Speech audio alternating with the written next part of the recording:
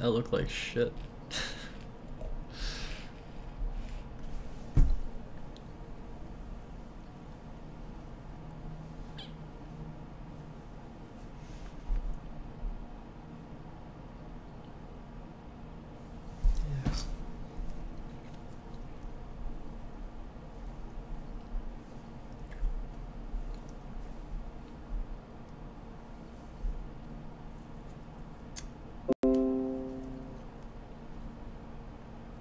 Don't DDoS me, bro. What am I doing? That's good, that's good.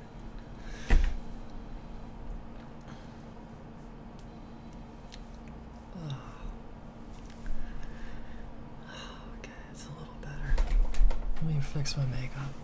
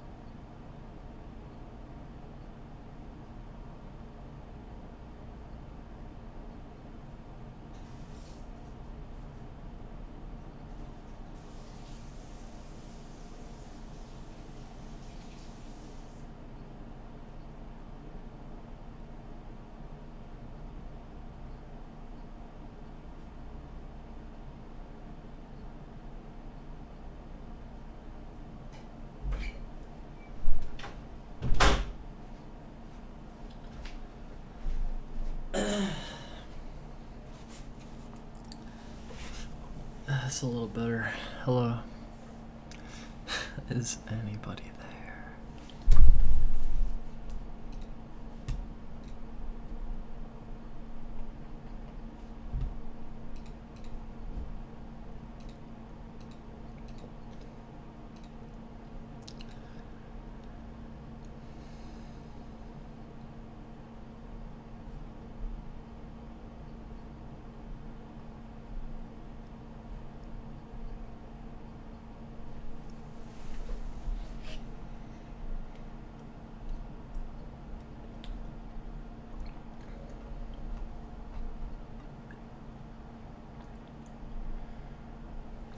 Okay, people are here. Hello.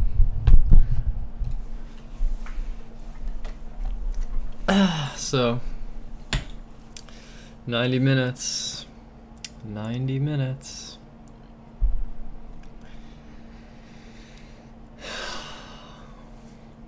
Thank you for all joining me this morning for the Smash Direct. Been waiting for this ever since it was announced a few days ago. Luckily, in my world, time passes pretty quick. I'm gonna be 30 before I know it. But that's okay. I'm looking forward to my 30s. But, yeah. 90 minutes till the direct. The only leak I know of is that the song Bloody Tears is probably going to be in the game, which implies a Castlevania character is in as well, which, going along with other rumors, would imply Simon Belmont is in. But let's just wait and see. Some people are also talking about another Animal Crossing character, I think, Isabelle, and I don't know, all sorts of other random rumors, like a Goomba or like Lloyd Irving from Tales of Symphonia, whatever. They said they're not gonna put that many new characters in because their main point was to bring back all the characters, which they did, and so now it's like, I don't know. Making my hair really stylish. Real stylish up in here.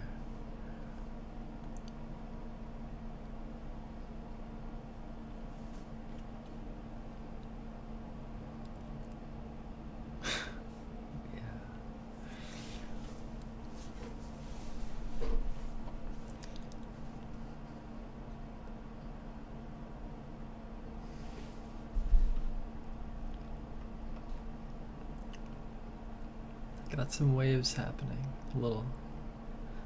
Just a little. Just a little.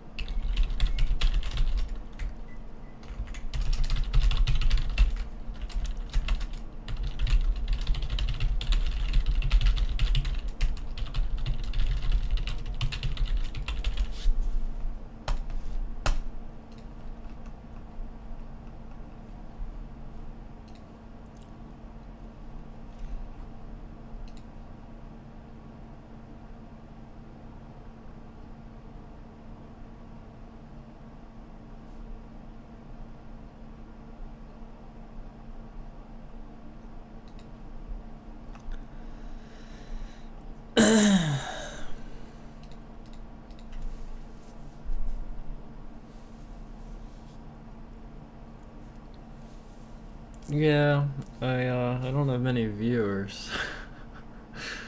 So that's one thing, but I think my streams have been pretty good.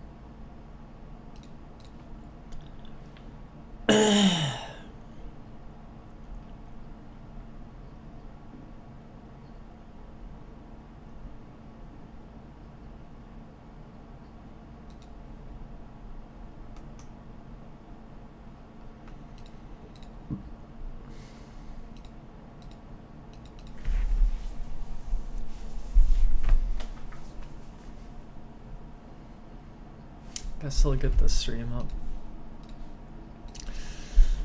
Nintendo YouTube.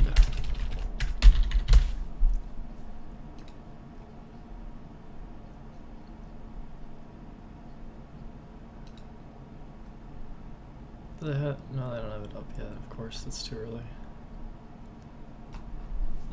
Smash Direct.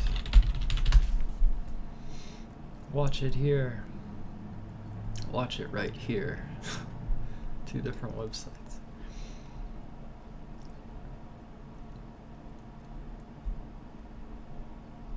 A direct is scheduled to happen. Broadcast on Nintendo's website. Smash Ultimate Direct. Click. Okay. Tune in for a Super Smash Bros. Ultimate Direct live stream featuring new game information delivered by director Masahiro Sakurai.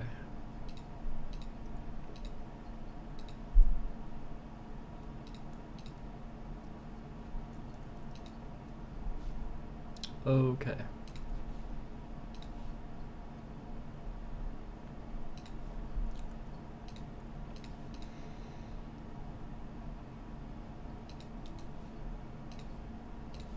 Just have this up.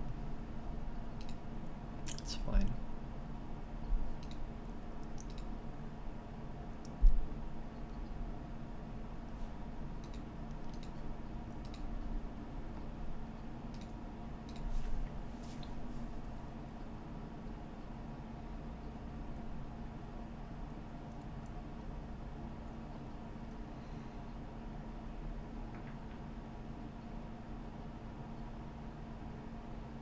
Honestly, SVA, that shit sucks though. I'd rather people just like stumble across my shit.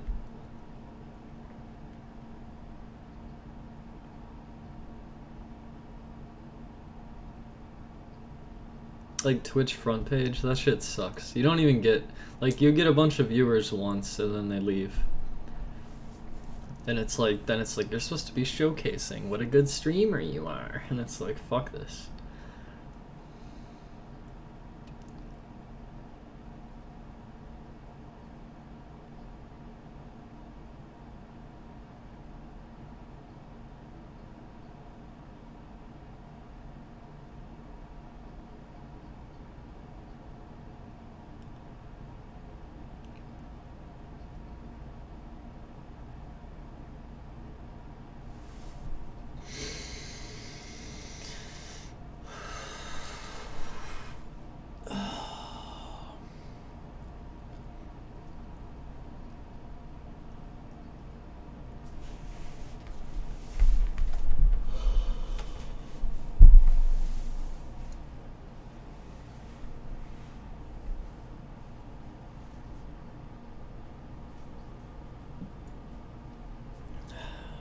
Again, like, I thought I had built up a fucking audience. Like, I thought those people would be with me for, like, I don't know, my journey. I thought they'd be with me. They're not with me anymore. They left. They were like, I don't know. They're not here anymore. They're gone. Which makes the streaming feel typically a lot worse. I'm really used to having, like, I still feel it, like,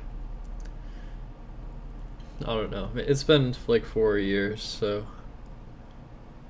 maybe I'm used to a smaller audience now, but fucking hell. I don't know, like 35, 45 minutes probably.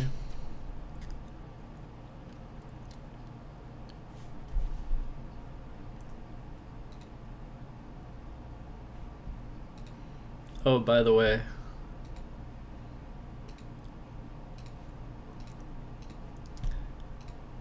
our conquering of the Beetle Adventure Racing charts were 7 out of 12.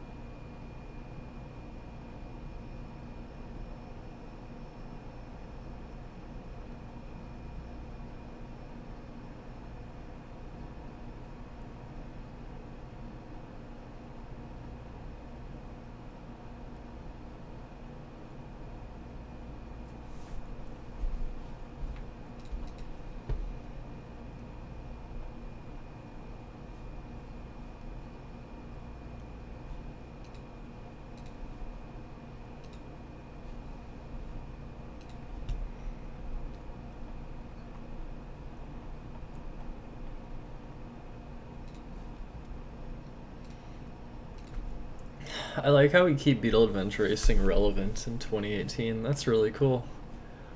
That's 20 years ago. Wait, Beetle Adventure Racing. Release date. Oh, 1999. Feb 28. The 20th anniversary of Beetle Adventure Racing is happening in like 6 months. Something like that. Actually, wait, exactly 6 months? Oh no. Closer to 7 months, I think.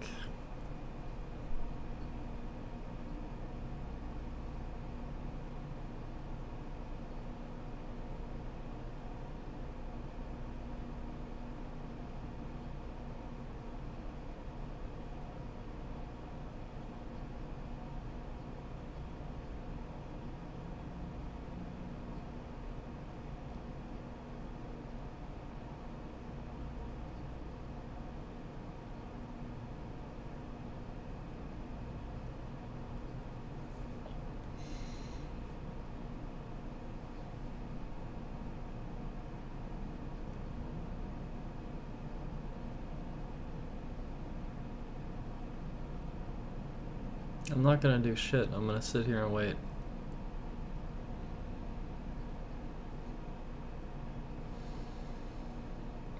Well, I mean, I might be on Twitter or something. If you say web stuff, like website building or something, no, I'm not doing that.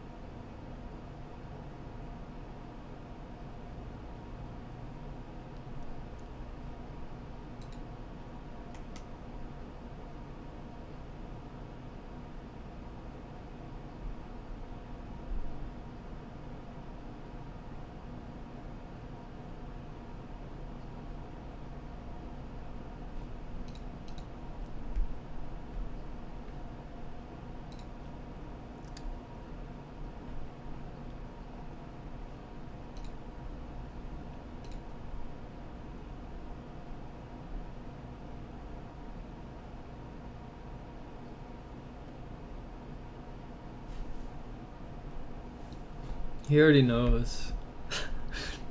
He's the one who updated it on the site.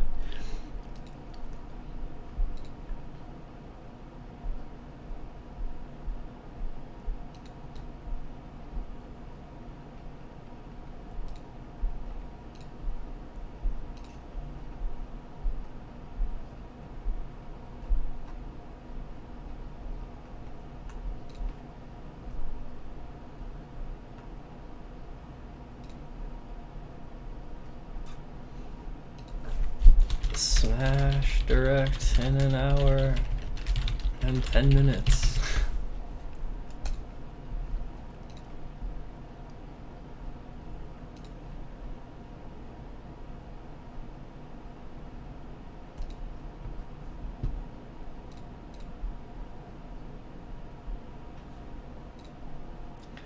What's the twin prime conjecture again? I'm sure I've heard it before.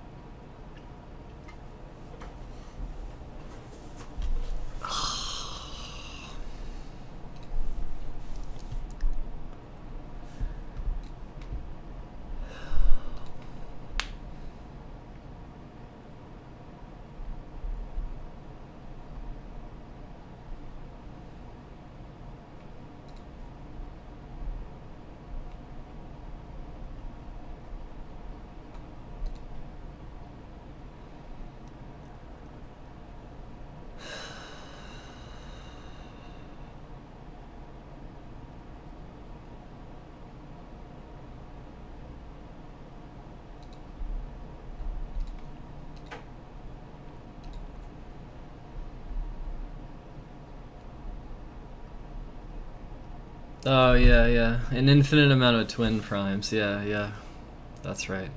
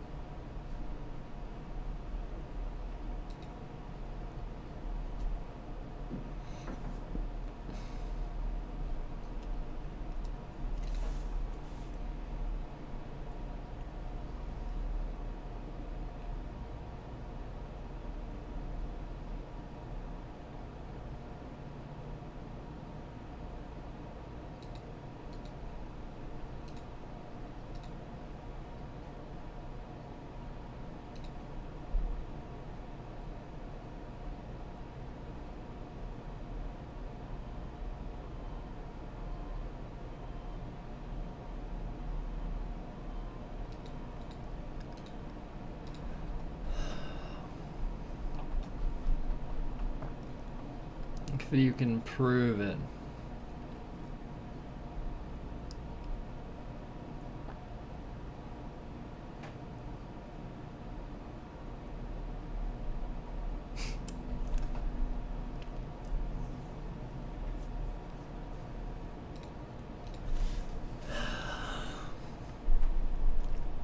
Well, one of the things that came to mind right away was, you said 5 and 7 are twin primes, but like, there's no prime that ends with 5 except 5, because it's so early in this set of primes, which that makes me think of some, I don't know, just like the fact that that's true is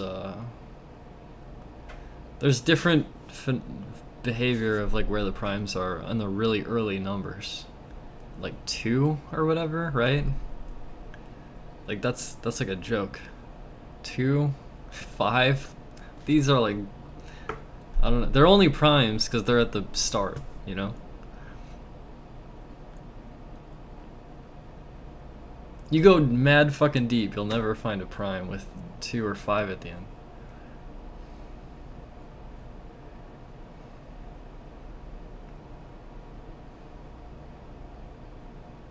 Yeah, yeah.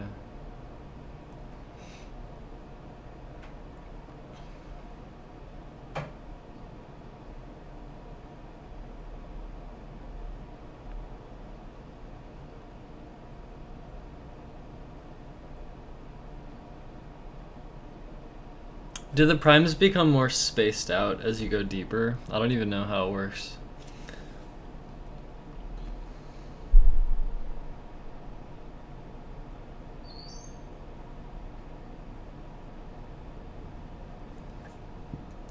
like, for example,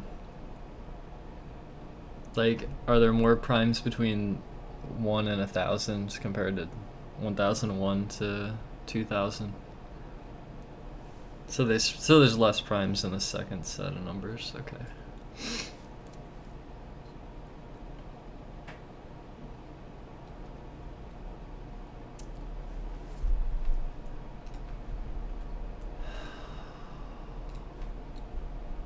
So what are the twin pairs that can exist? It could end in what, any odd non-5, right? So 1, 3, 7, or 9.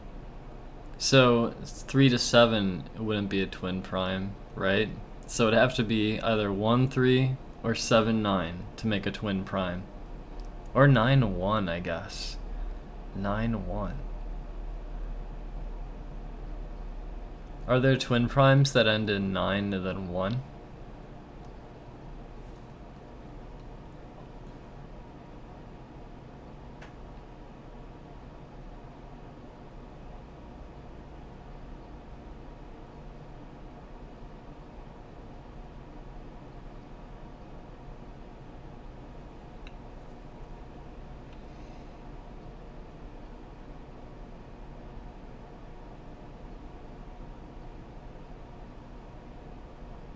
(29 and 31).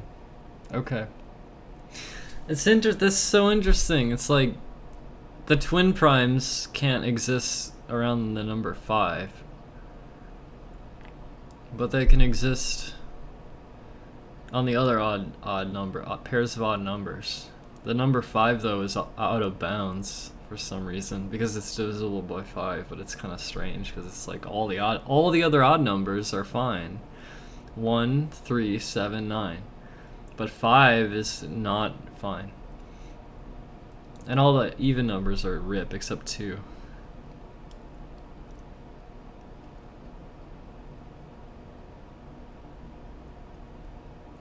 I mean, this might partially be just because some weird artifact of working in base 10, maybe? Do you think?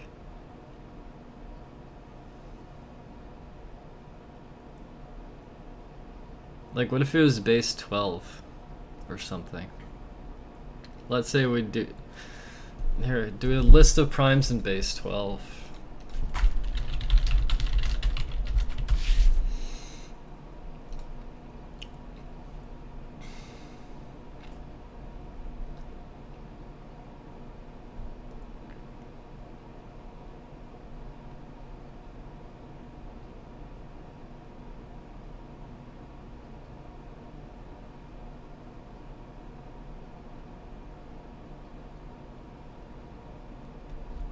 Oh shit, I found a paper about this. Here are the first 16 numbers in base 4. Prime forms. The prime numbers 2, 3, 5, 7, 11, 13, etc. base 10 have different written forms depending on the number base in which they are written. This has prompted many students to look for patterns for the primes in different bases. But alas, the primes will not conform. There is no one formula that will produce every prime number. There are patterns to be found though. In particular, if you look at base 6, we find that the primes from 5 upwards are in the form 6n plus 1 or 6n minus 1. But this doesn't mean that every number in the form 6n plus 1 is prime. Here are the first 42 counting primes arranged in 6 columns, with the exception of 2 and 3. The primes printed in bold italic fall under the columns 1 and 5, i.e. belonging to the numbers of the form 6n plus 1. Oh. Right. This is cool. If we rewrite our table with the numbers now written in base 6 instead of base 5, instead of base 10, the pattern becomes much more obvious. 11, 12, 13, 14, 15, 20, 21, 22, 23, 24, 25, 30, 31, 32, 33, 34, 35. 35? I guess so. Because 5... Oh, wait. 35.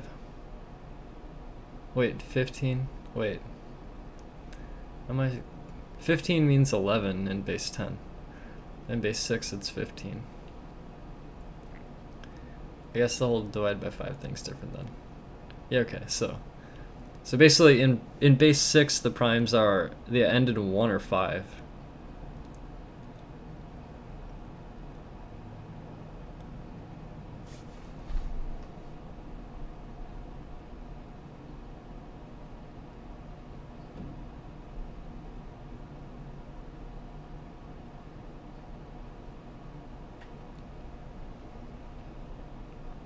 That's interesting. So if you look at the prime numbers in base 6, you have like 6 columns going down. They only appear in the 1st and 5th column and nowhere else. That's kind of interesting.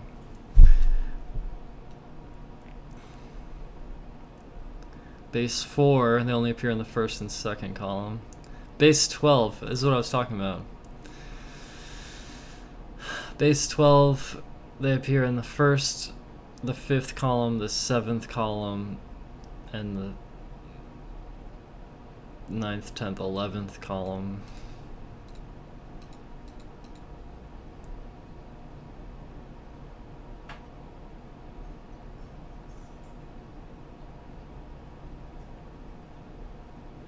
One, 5, 7, 11.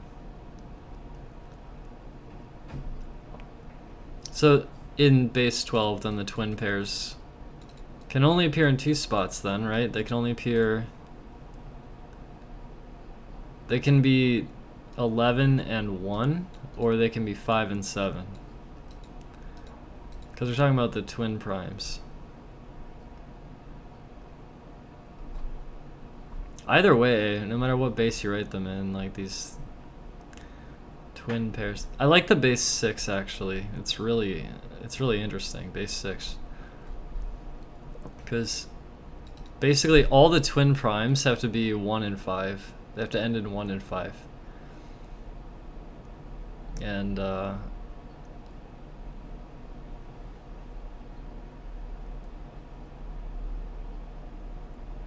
I would expect that the twin prime conjecture or whatever is true, right? That you can find an infinite amount of twin primes. If they can appear in slot 1 and slot 5, right? And in base 6, that's the only place they can appear, 1 and 5. And if we're in base 6, then 5, 0, 1 is a twin prime. So basically, the proof you'd have to make would, you'd have to prove that like it doesn't taper off into no more pairs. But I wouldn't ever expect that to be true. I mean, I assume mathematicians don't expect it to be true. But proving it is a different thing. It has been proven that there are mathematical truths that are impossible to prove. Wait, why is that? Yeah, I would expect it's true that there's an infinite amount of twin primes. No, I don't have weed.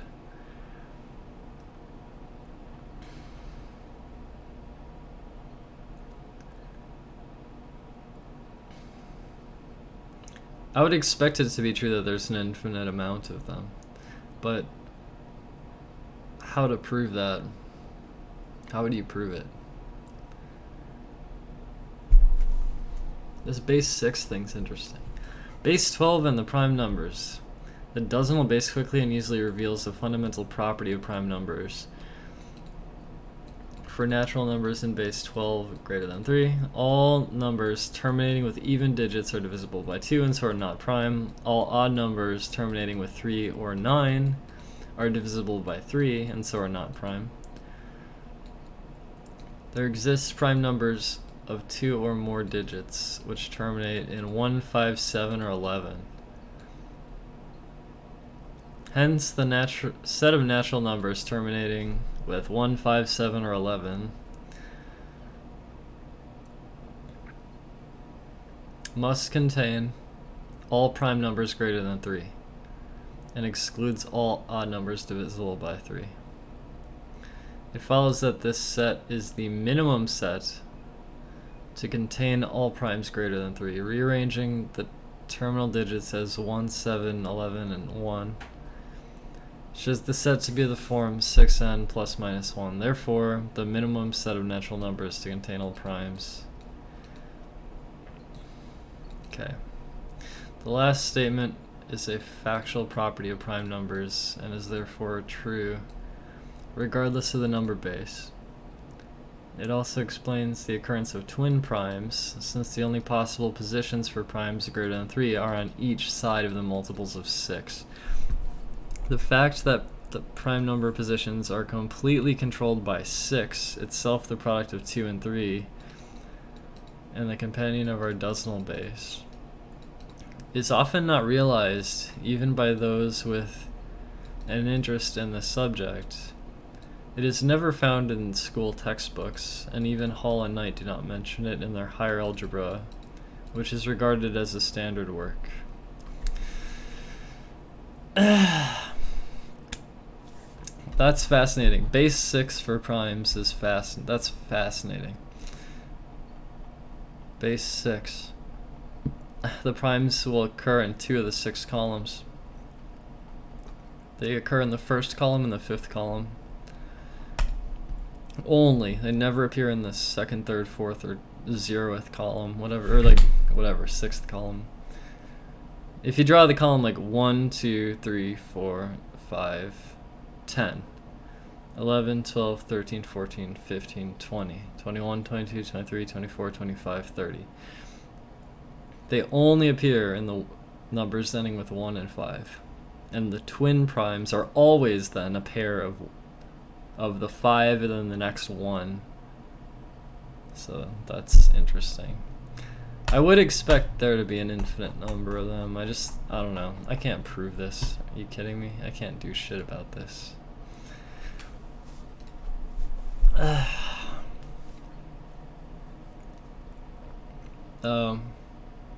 I keep hearing about this snow beaver. Everyone fucking brings it up all the time. The incompleteness theorem.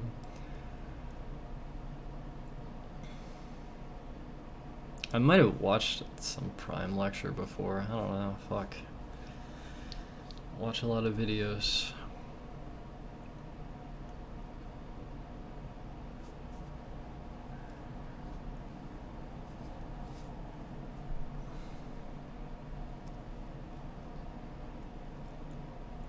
I'm good. I'm doing good.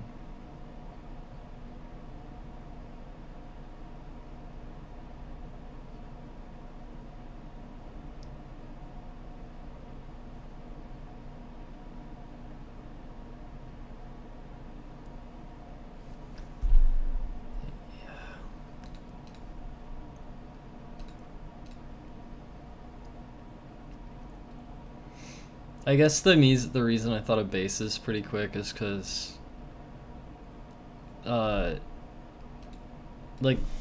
us using base 10 is arbitrary. It is arbitrary. Okay, we have 10 fingers.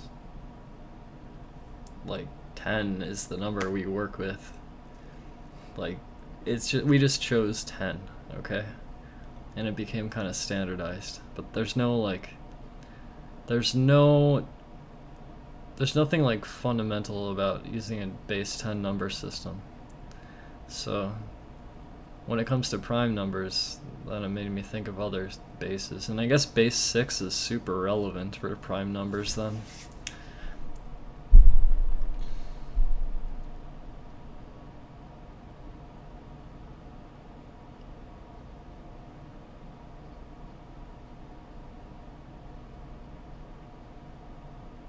I see.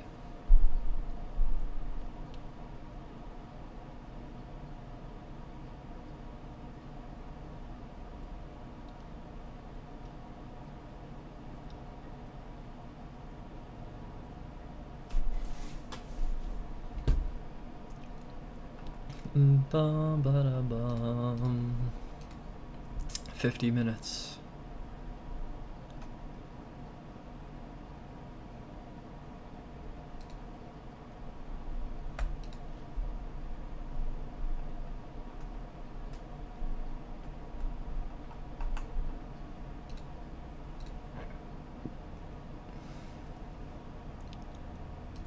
My eye is twitching.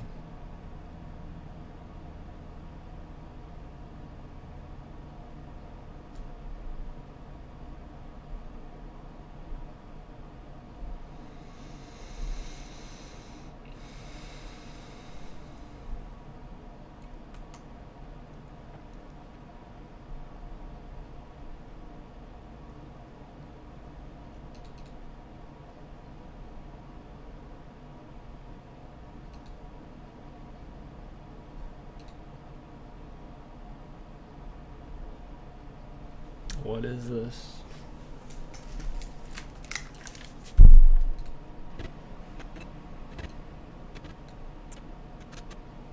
No.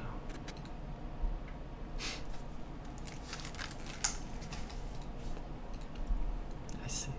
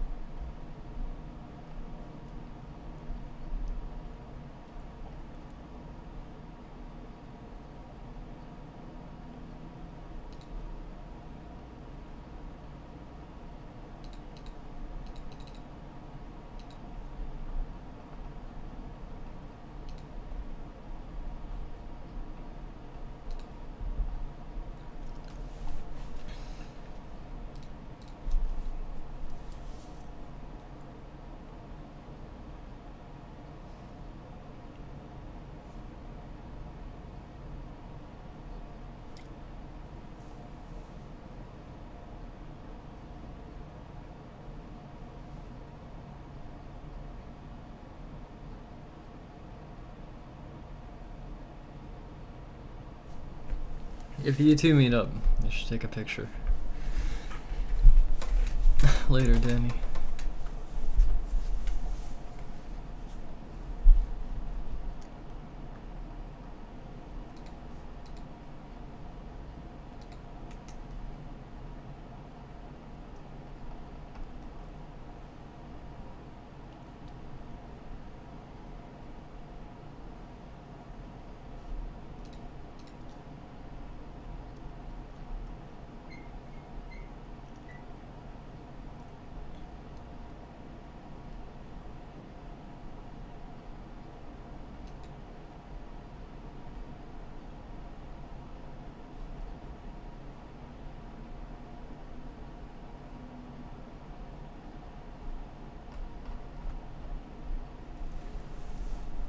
What if they release Beetle Adventure Racing for the N64 Mini?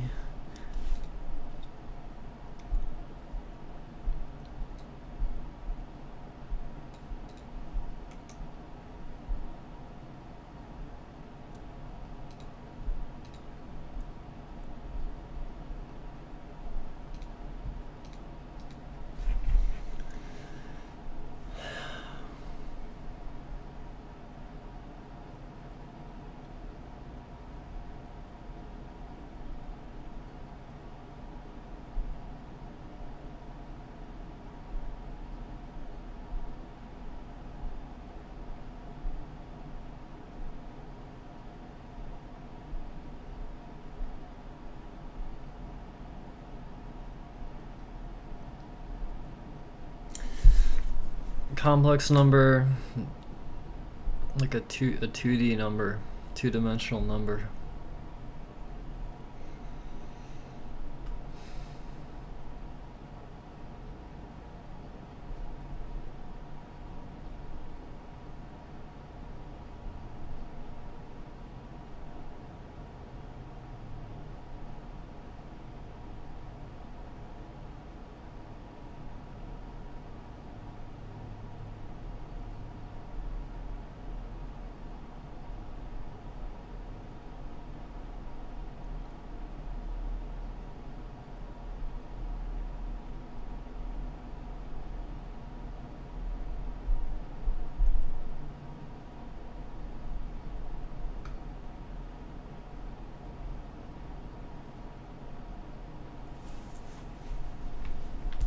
$45 minutes.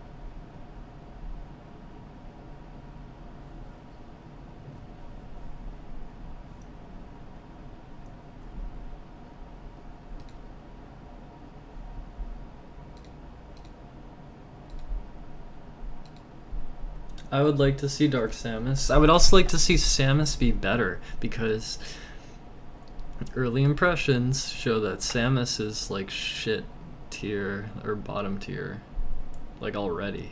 Like, come on, you can do better than this, Sakurai. You can do better. We are all counting on you, Sakurai. We're counting on you. We're counting on you to work on this game balance. Come on, man. God.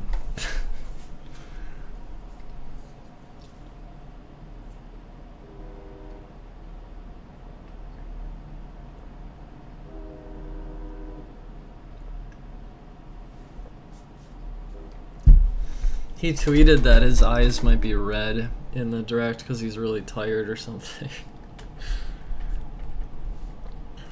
Yeah, Ridley is cool. Zero Suit's a really strong character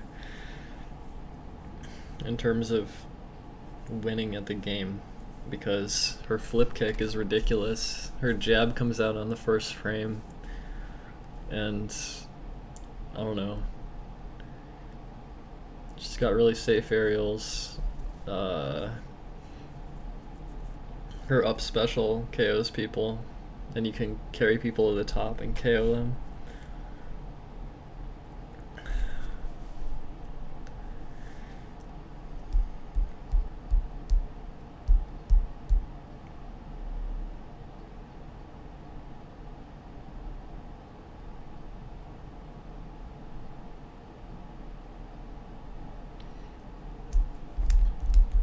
I think to balance it well, though, you gotta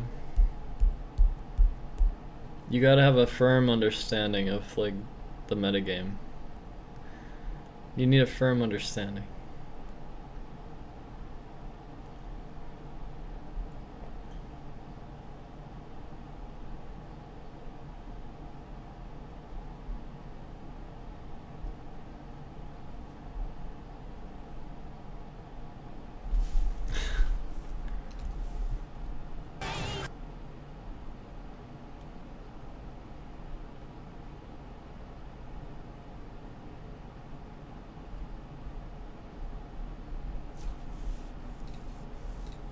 Bum, ba-dum, bum.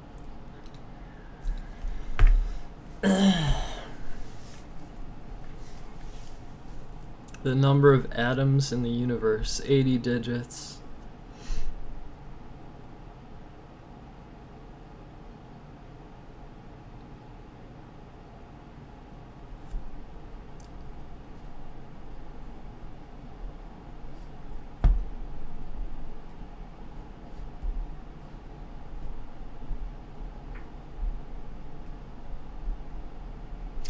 Listen, Jordan, there's nothing stopping someone from hosting a tournament where Smash Balls are enabled. There's a stigma against it, though, and that stigma deters people from doing such things, I'd say. You can expect to see lots of tournaments with items disabled.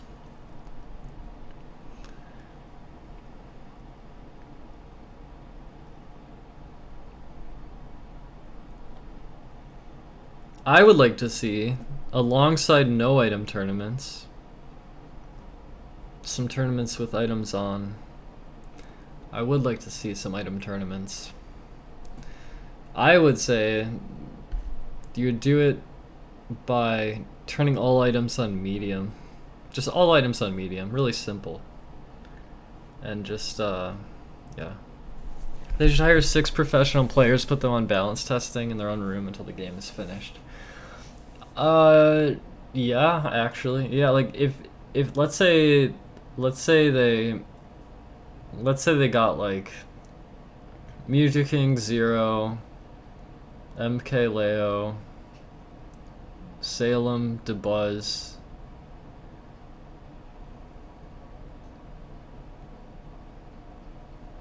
and some Japanese players, and just had them like grind the game together, play each other, and grind it with all the different characters, and like take it really seriously and try to figure out the character's strengths and weaknesses, and then report that back to the development team while the game is in development. That would be a powerful thing they could do, because the players who are hella passionate for the game have a better understanding of like characters' competitive viability compared to the developers. The pro players understand character viability better than the developers. So yeah, I mean, there's some characters that are kind of complex though, where it's like sometimes there's untapped potential.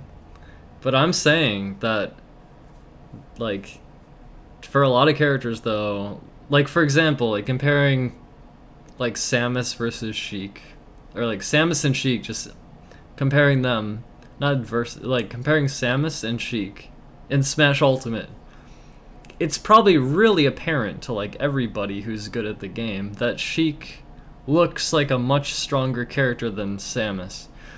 It's just very obvious, and that's kind of annoying that it's obvious, because you want it to not be obvious. You want it to feel like all these characters are like on the same level. But when there's an obvious imbalance that people take note of, it's like you want to send that cry like there's a problem, dev team, please.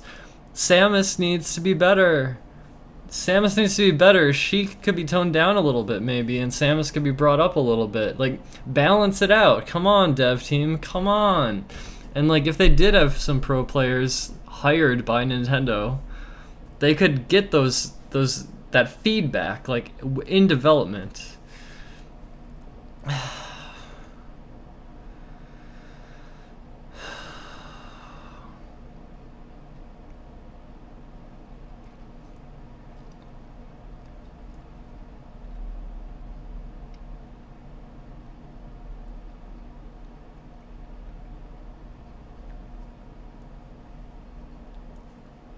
Smash is for all ages, Lawrence.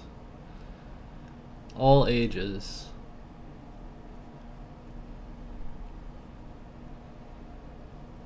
Honestly, I'm like an okay judge of character viability too.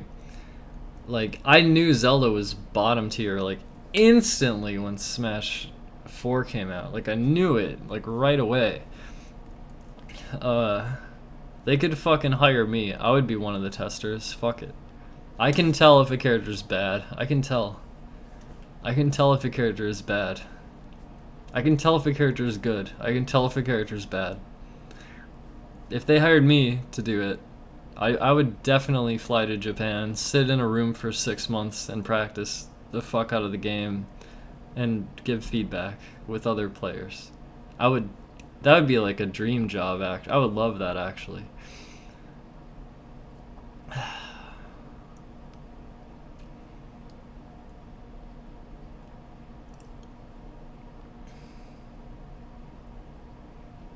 There are probably some people more qualified than me, but I would say that, like, I'm capable of doing that job, though.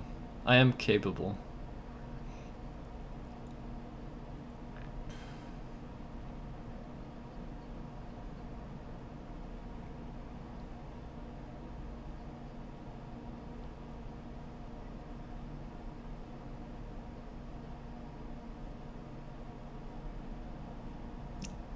Yeah, they don't even have to pay me. I would just do it. As long as I, you know, had a place to sleep and food or whatever.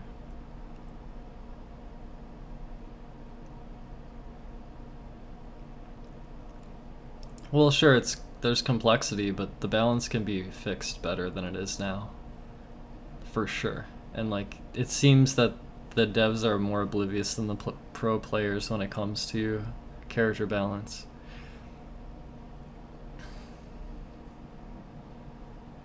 Which is, I think it's a shame. But, you know, something I do want to say, though, is it should be easier for the devs than ever before to kind of see how viable the characters are, because there's a huge amount of data out there. Like, if you look at Smash 4's entire history, there's so much fucking information.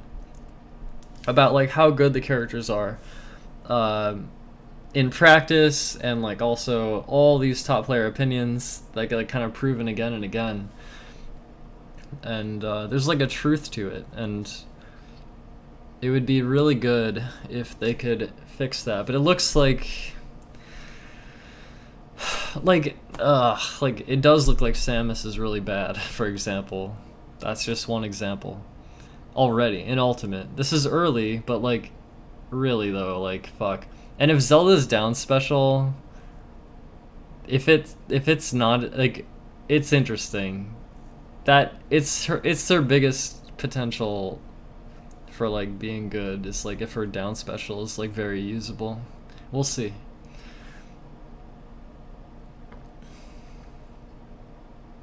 Yeah, but how do you make the most fun game? If you have really tight balance, the game is so fucking fun. It's so fun when it's really like tightly balanced.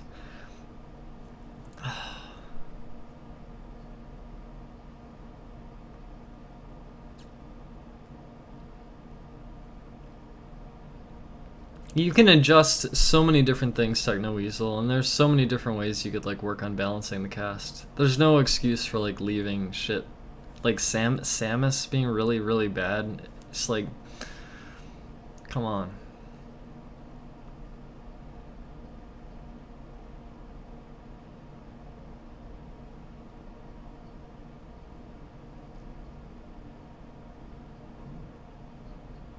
Like, if they make only Pichu bad, that kind of makes sense. It's like, oh, it's this little weak Pokemon. It's kind of funny to have it be a bad joke character or something, I guess. But Samus being bad? Why? Why is Samus bad? Are you kidding?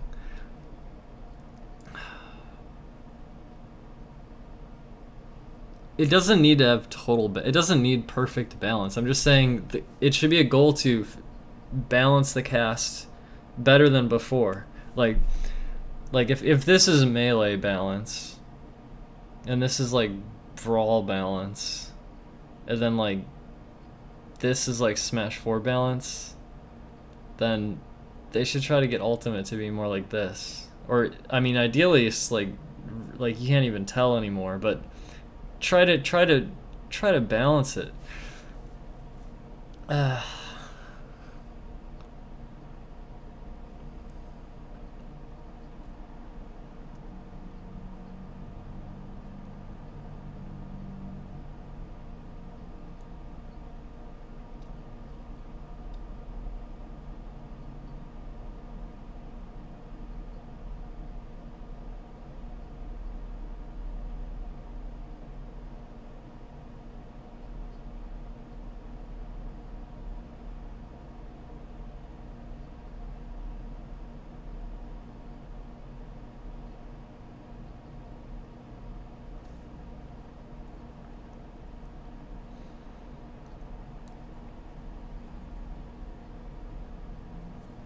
Yeah, every time you make a character Kirby, it has to have a new hat. That's true.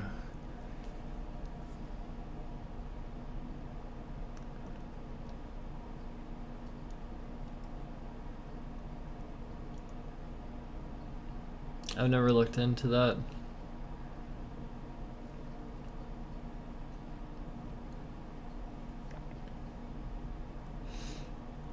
Now I want to say this though as well, like in Smash 4, there was a whole bunch of patches. The stream started 30 minutes. There's a whole bunch of patches in Smash 4, and it did do a bit. It did balance a little bit. It was okay. All the patches throughout Smash 4, if you look at like the sum, like the total of what all the patches did across the whole cast, it did push things in the right direction. But it was kind of it was a little delicate. It was a little delicate. It was just like a push in the right direction. But now it's like a whole new game. They stop patching the game and it becomes frozen in place. And see, that's the thing. It gets frozen, and then it's like, unless you're breaking some kind of unless you're developing some new meta, which you know, for a lot of characters, just may not exist. You know, it just like there are some facts you have to deal with, and like you can't just like take a bad character and like there's some truths you have to deal with. Like you can't just make them the best character if they're definitely bad. Like unless you find some game breaking shit, but like a lot of cases the shit doesn't even exist, and so it comes kind of set in stone. And like things may move around a bit, but it's kind of settled. Now that's like after the end of the last patch, right? Now, brand new game. Here's a whole new Smash game. So now it's a whole opportunity for this to get mixed up again and changed. And that's really fucking exciting. It's really exciting.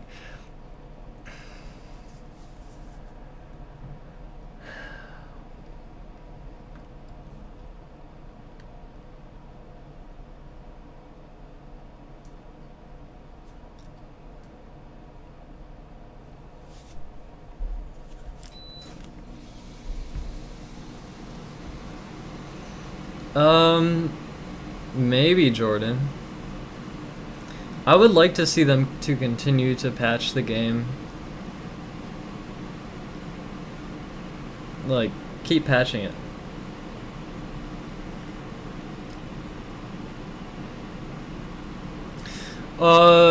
Techno Weasel. There are some cases where stuff needs to get, like, reworked. Like Zelda in Smash 4 needed to get reworked, and they did some of that reworking in the new game. Was it enough? I don't know. I don't know if it was, but they definitely did some reworking.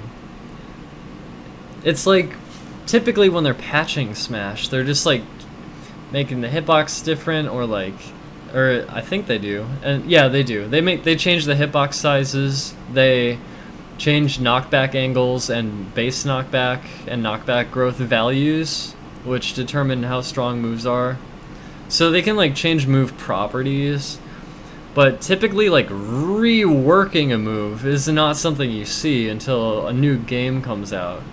So that might be the case with the Smash Ultimate patches, where they're just kind of like tweaking parameters of moves and stuff.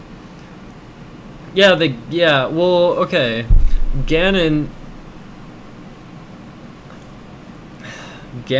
is like, the landing lag is lower, so he can use like forward air, like neutral air and back air, and I think, I don't know, I think Ganon gets helped by this, like the, okay, so in Smash Ultimate, one of the things that they did was they lowered the landing lag for like most characters, and they made everyone's jump speed the same. They made it fast. So the characters with really slow jumps, like the heavy characters, they benefit the most from the changes. Like, the characters who jump slow now jump fast. And the characters with laggy moves like Zelda, like Zelda's kicks, for example, in the air, landing with them, the landing lag, gets many frames shaved off of it, compared to, say, Sheik's aerials, which may be kind of similar, or like, I don't know. I'm not sure what the frame data is on that. I could probably look it up, though. Actually, I think I might have bookmarked a Smash Ultimate demo frame data. I don't know. I don't think I bookmarked it, actually. Fuck. I should have. Oh well. Anyway, the point is, like, Ganondorf and Zelda benefit more from system changes and aerial landing lag changes compared to characters who are already fast. So that helps characters who are bad. That's exactly what I'm talking about. It basically does this effect, where these characters are moving closer upwards. They're going upwards. It's good.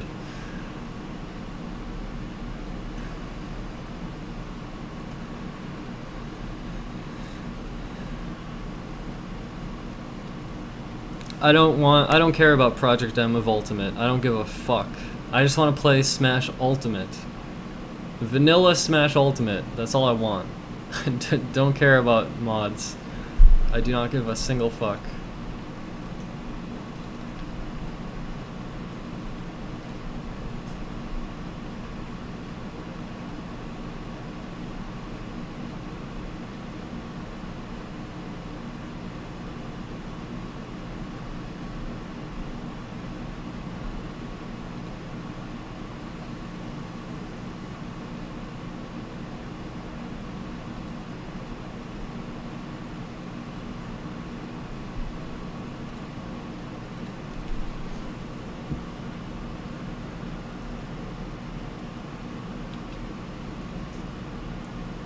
Nothing confirmed until we watch this thing. The stream's live. We're just waiting for the end of the hour, and then it's gonna start. How long till the epicness starts? At the end of the hour.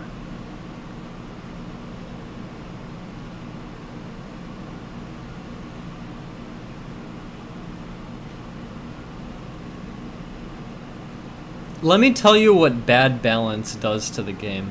Okay, let me explain this. When the game is poorly balanced, and you want to play the game and win it, you want to win at the game. You want your goal is to win at the game, to play the game and win at it. You're trying to win when you play. So there's all these cool characters, but then you find out that, like, these characters are shit, so you gotta choose one of these.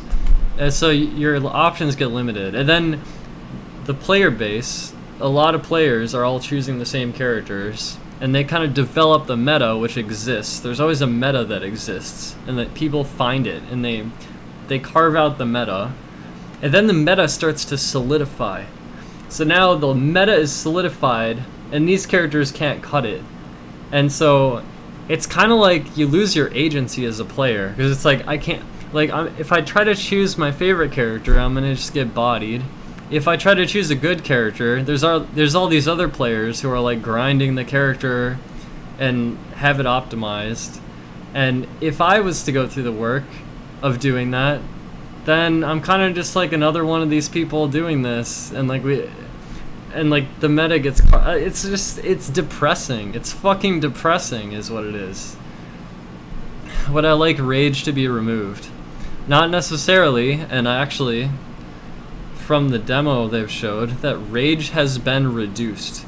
It has been made less severe, which I think is a good thing, which pro players think is a good thing, and I don't think they need to remove it. Some would prefer if it's removed. There is some additional depth via Rage, because when you have not only percentage specific, DI specific combos, but then you also have Rage specific combos and situations. So what does that mean? That means there's a ton of variables going into like certain situations. It creates a more unique feel. It's like, it's not like, oh, my opponent's at 20%, so I know this is gonna do this. It's like, suddenly, it's not just their percentage and their DI, it's also your percentage too. So it's a lot of factors combined, meaning you have to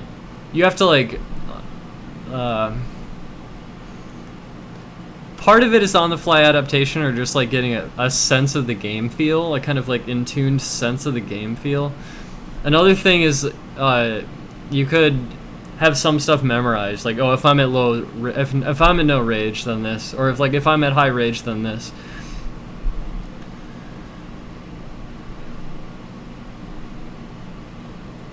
What do I hope the meta characters are gonna be? So the winning characters, like I said, I hope for a good game balance. I don't expect it. I mean, I expect there to be top tier characters. So, who would I want to be good?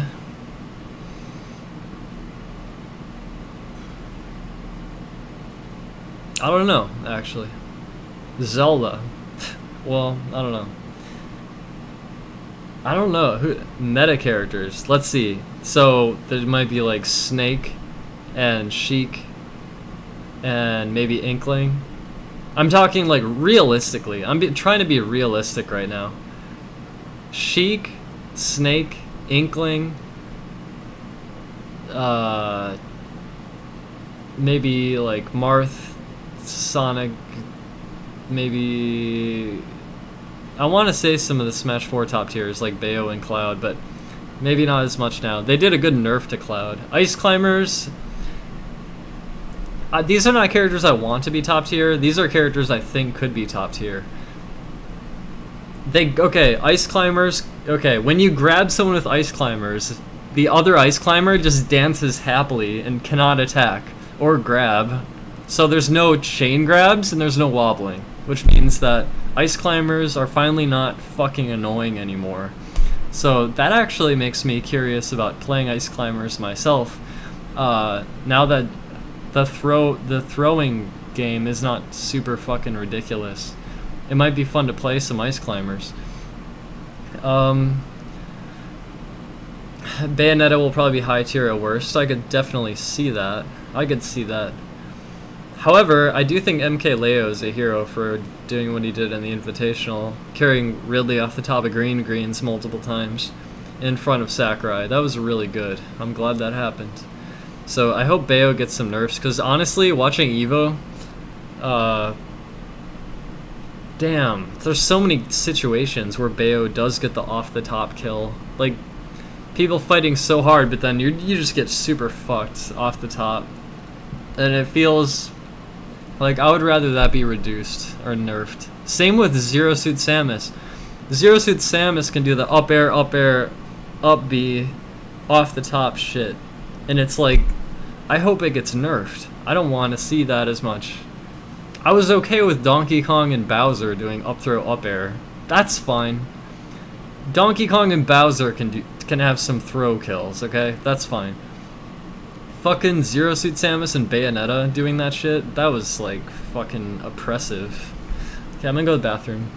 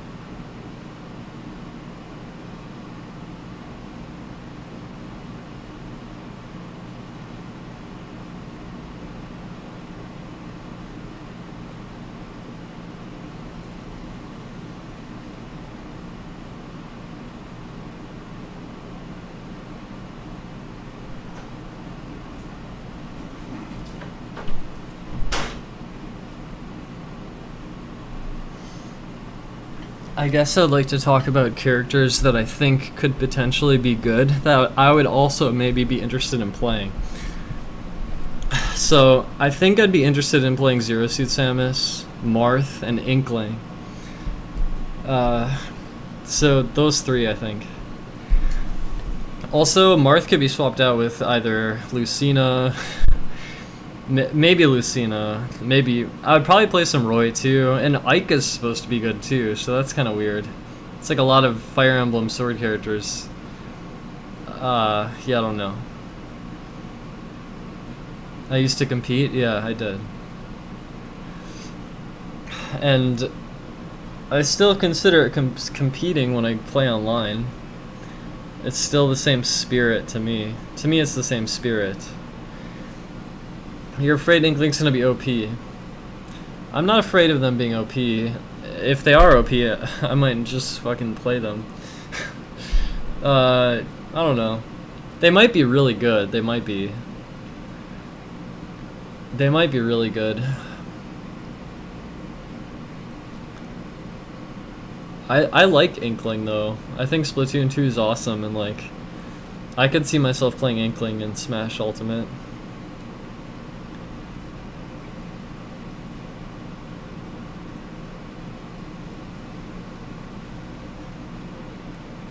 Game & Watch? Why do you say that? Has there been any reason to believe that Game & Watch is going to be any better than in Smash 4? Ridley looks promising. I don't know too much about Ridley. I really don't.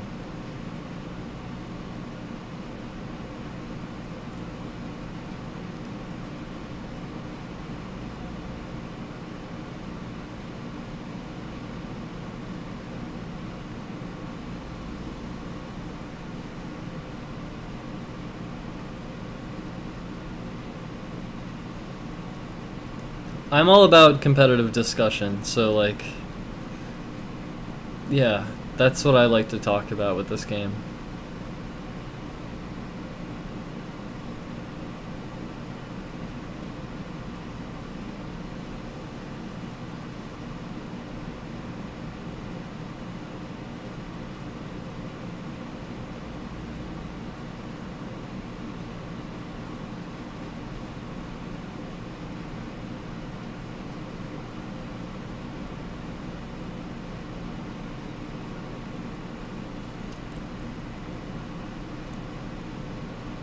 $12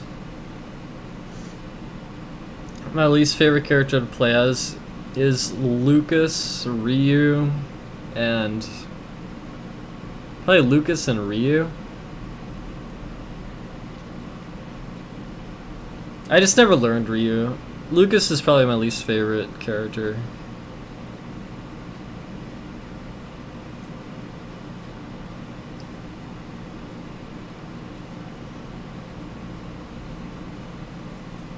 Yeah, Pokemon Trainer might be really good, actually.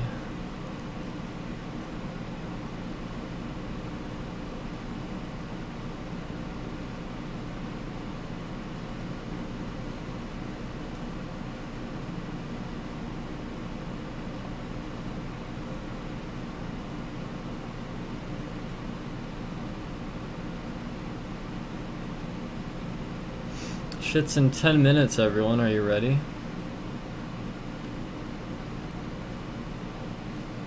Why Lucas and not Ness? I actually kind of like Ness, mainly because I'm familiar with his moveset. I used to play some Melee Ness, and playing Smash 4 Ness it's okay.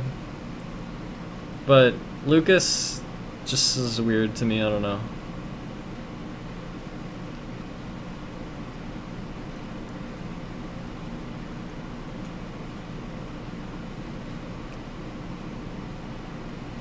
Game & Watch looks different while performing his moves. It doesn't necessarily mean anything about his competitive viability, though.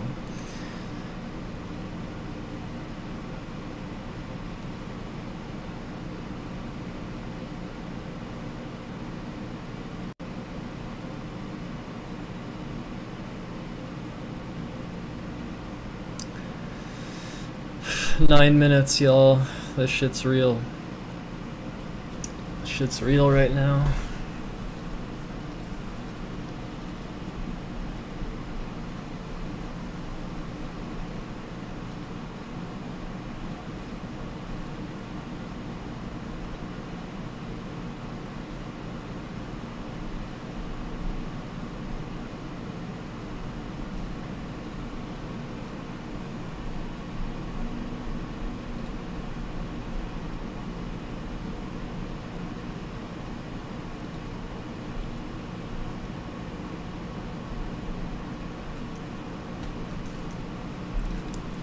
Reminder, I will fight all challengers in Smash Ultimate. If your internet connection is good, come at me.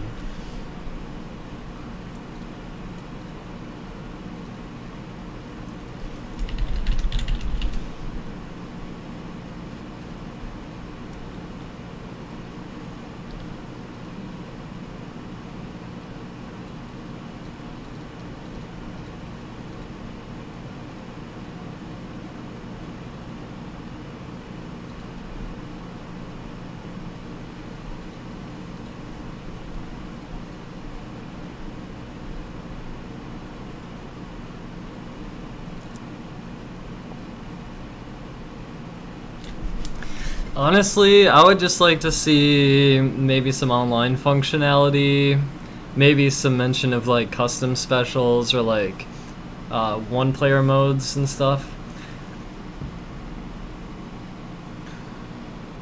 Also, if they did change anything between the demo and now, it'd be cool if they showed that too.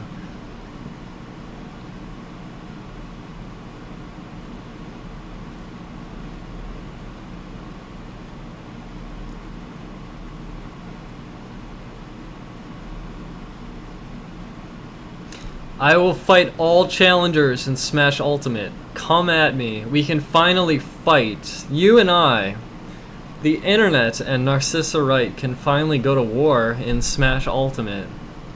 I will fight anybody with a good internet connection. There will be no backing down.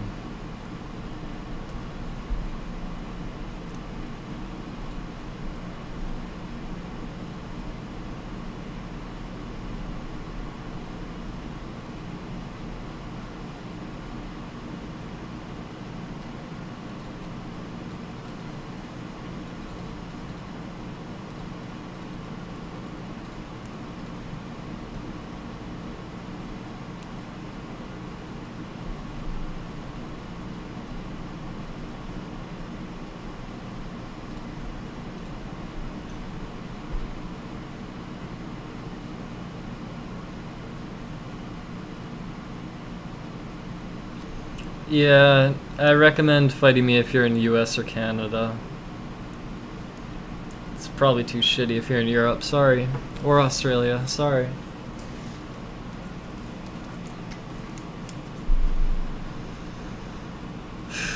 Let me make sure my sound is working.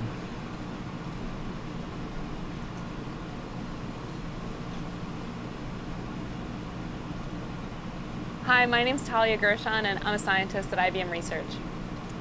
Okay. That sounded good? Okay.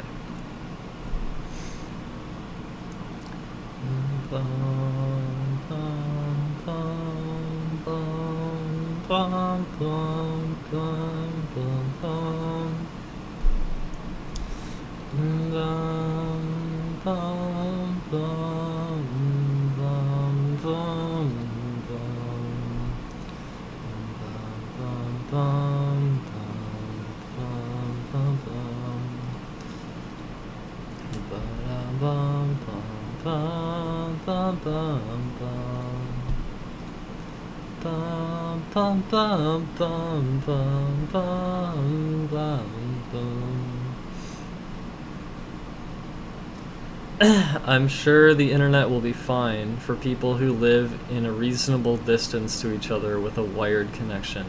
I'm sure it'll be completely fine.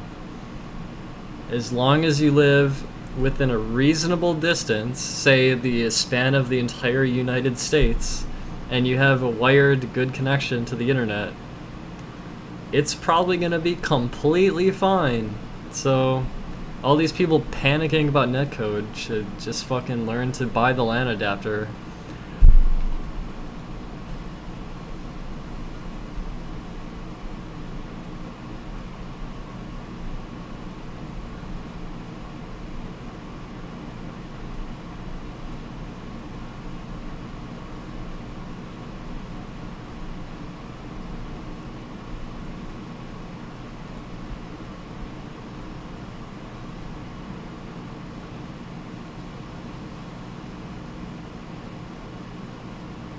Like, literally, if anyone says another fucking word about, like, netcode issues, I'm just gonna start fucking banning people, because I just don't want to have this fucking discussion.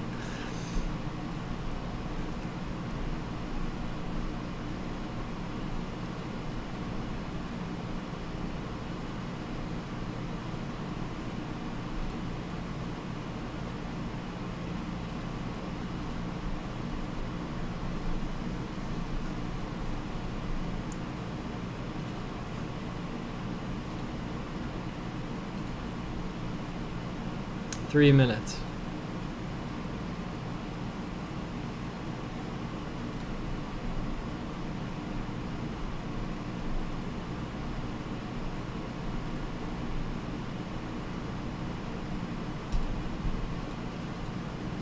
Hey, look, the reason I say that is because I played Smash Wii U online. You could have really fucking good matches with people if you both had a decent connection. And you could have good matches with people, like, across the whole fucking US, as long as you both had a good connection. And if you're living nearby, it's, like, real fucking nice. So, these people complaining about the online drives me fucking insane. It's like, just shut the fuck up, you idiots. Shut the fuck up already. And fucking come at me, all you fucking casual gamers who are gonna get burned.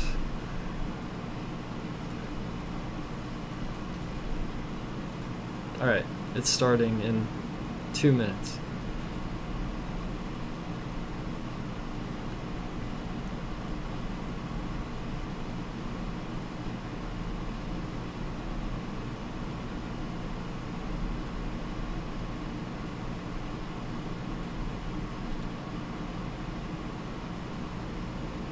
I'm assuming we will see single player stuff in the direct today. I think we will.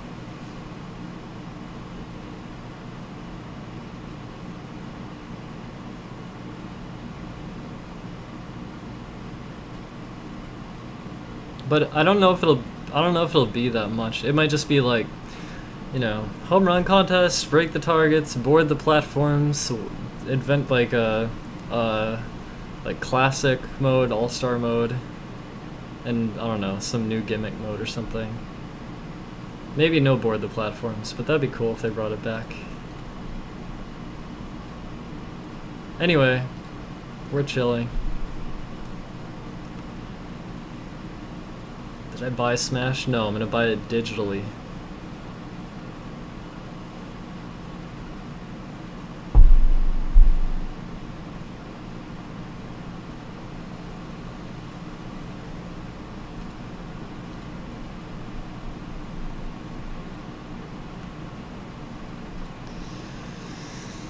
Alright, it's starting in 25 seconds.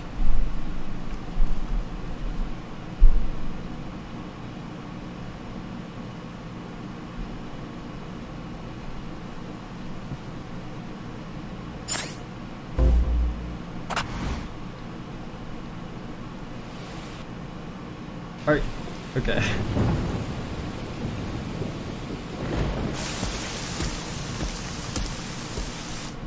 Is this Simon Belmont?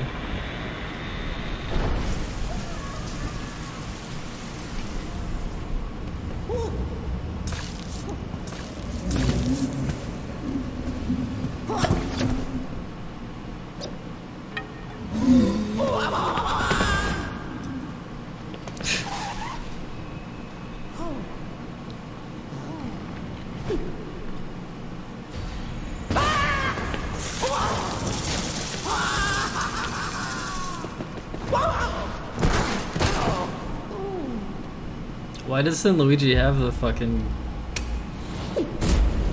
ghost shit?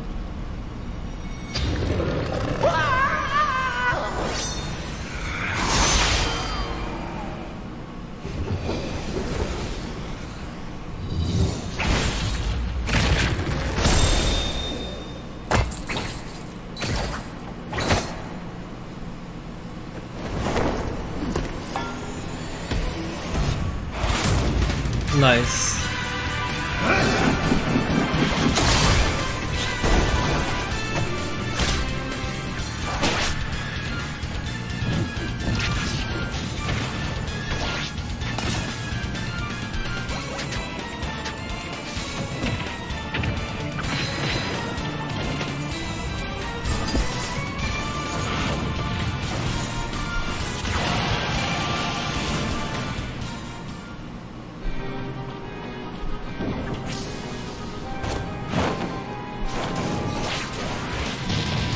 One player mode?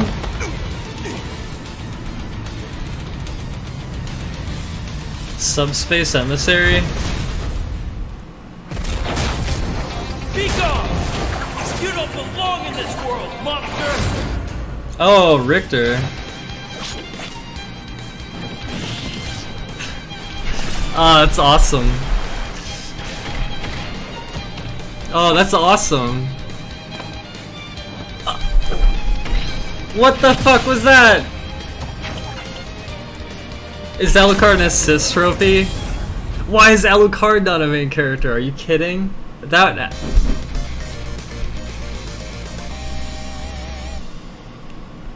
Alucard would be so sick. I think it's an assist trophy. Okay, that's awesome. Castlevania and Smash is awesome. That's awesome. Hello, I'm Masahiro Sakurai from Sora Limited. This is a follow-up to our recent announcements about Super Smash Bros. Ultimate. Without further ado, the legendary vampire hunter from the Castlevania series, Simon Belmont, is finally joining the roster. He's been given a bit of a makeover. His signature item is, of course, his holy whip, the far-flinging vampire killer. It leaves you open to attack, and it's a bit slow, but I think its average reach during normal attacks is longer than any other fighter's. Oh wow. He can move the whip freely. His special attacks are very recognizable. The axe, cross, holy water, and uppercut. While they may seem simple, they are very powerful. And his final smash is called Grand Cross.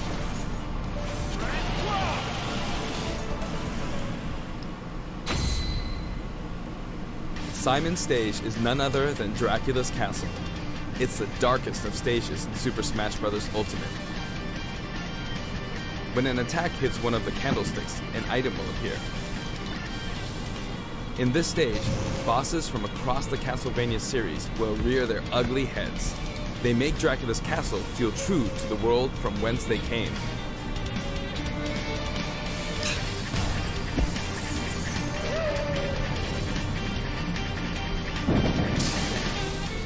And when speaking of Castlevania, you can't forget to mention the music. For this stage, we will incorporate 34 music tracks, including new and classic tunes. The Castlevania series The Tragic Prince! popular The among Tragic music Prince! scene, and they were excited to work on these arrangements. Tragic Prince is so good. Once in a blue moon, Simon's immortal rival will appear.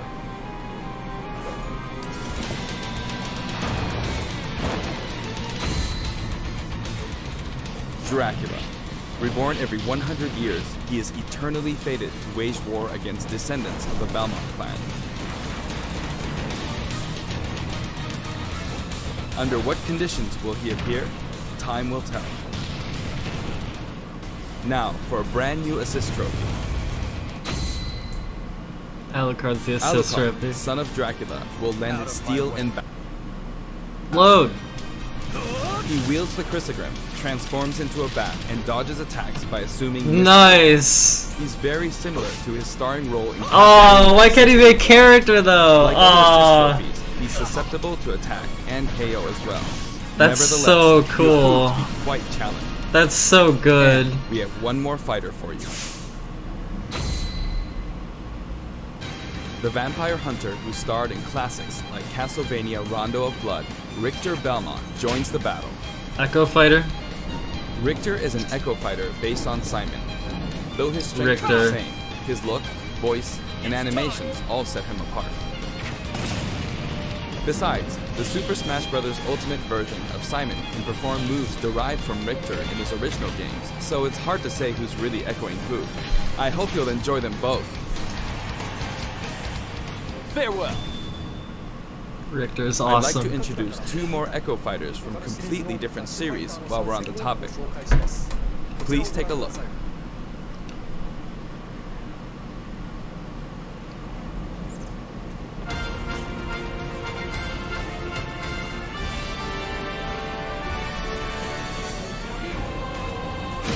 Oh. Roy? Ike!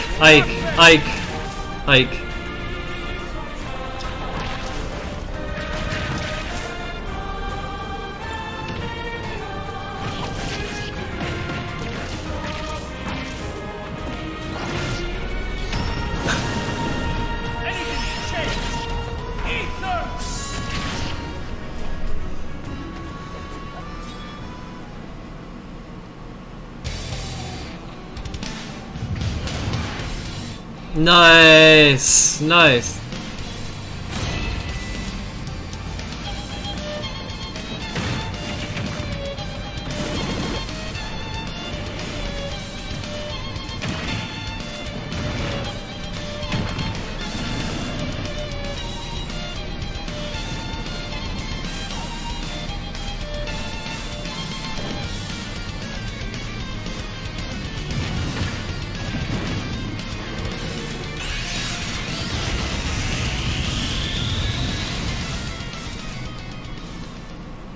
This is awesome.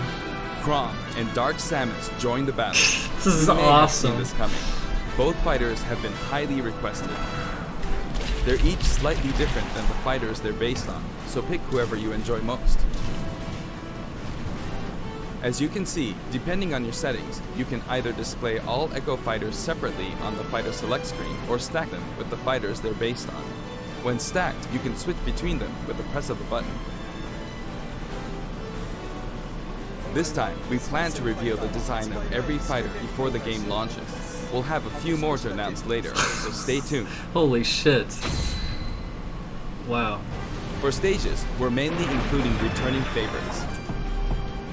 Allow me to introduce some of the stages we haven't shown before. Good, good, good. Yeah, yeah, yeah, yeah. Good, good.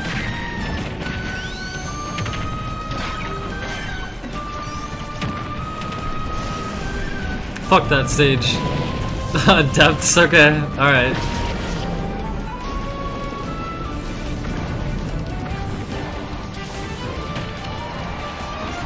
Cool.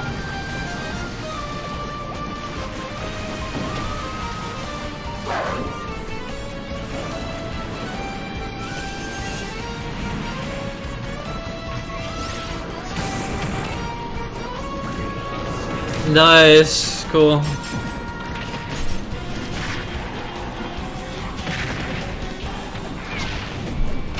Cool.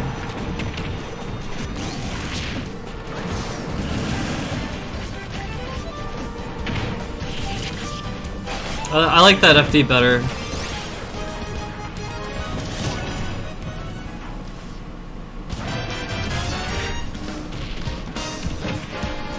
Oh, cool.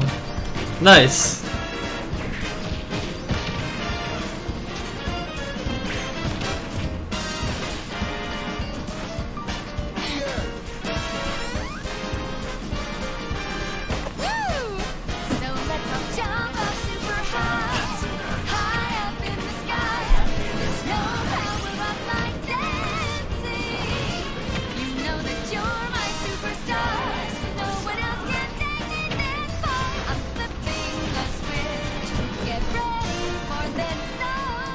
We put a lot of effort into Wait. enhancing the Yeah. look. Yeah. FOD. FOD. FOD. That said, for stages that originally appeared in the Nintendo 64 game, we prioritized nostalgia, intentionally keeping the classic look. The stage total is turning out to be pretty impressive. Let's compare it to the totals in previous games.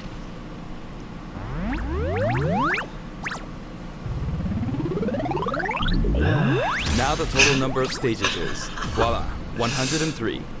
We must be crazy. If we exclude Battlefield, Final Destination, and Big Battlefield, we'd have exactly 100. But take a look at the stage select screen. Every stage can also be transformed into both Battlefield and Omega form, so the total number of stages is actually more than 300. All of these stages can be played in 8-player battles, and they are all available from the beginning. Oh wow. Okay. Additionally, you have the option to turn off stage hazards. Yeah. When you're looking for a change of pace and don't want to be interrupted by hazards, select this option for a less chaotic experience. Also, the order of the stages matches the order in which they were introduced in the series, just like the fighters. Regarding stages, we have a little surprise. Please take a look.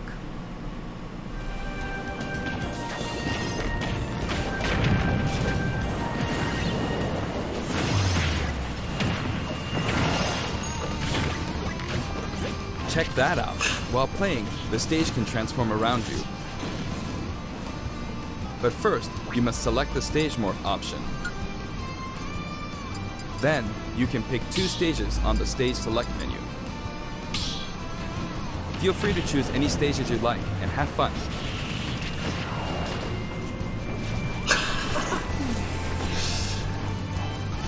That's amazing. That's amazing, wow. For the player who wants it all, My Music lets you select specific tracks for each stage, and this feature is making a return.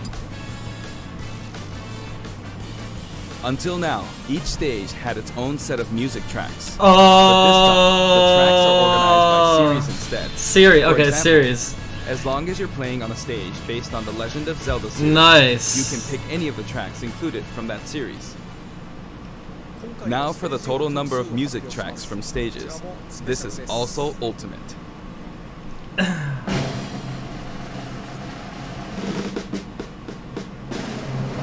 Oh wow, more than 800 tracks.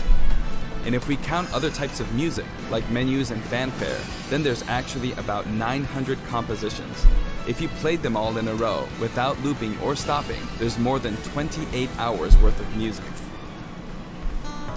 These game franchises are a big part of video game history, and the result is a massive library of memorable music.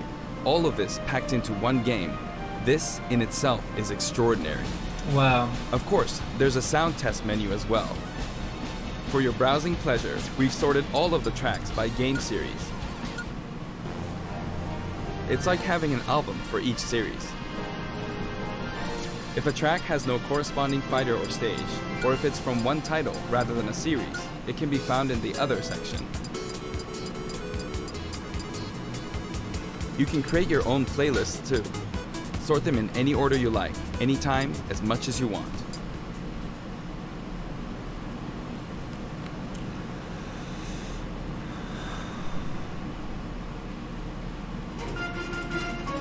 In handheld mode, you can play music while the screen is turned off. It's kinda like using your Nintendo Switch as a music player. A huge variety of music has been collected for the game, and you can sample some of these tracks on the official website. We're planning to add selections basically every week, so please stay tuned. Rules. Some of you may have experienced the game already, but I'd still like to show you some things about the multiplayer battle rules. Now the first thing you will select is the rules.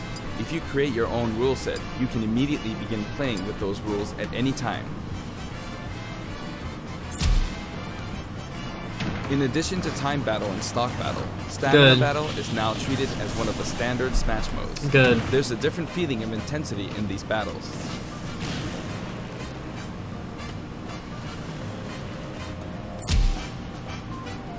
This time, stage selection comes before fighter selection.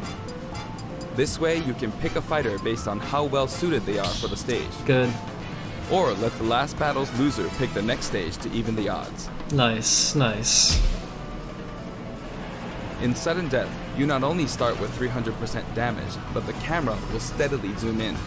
This creates a nice sense of urgency.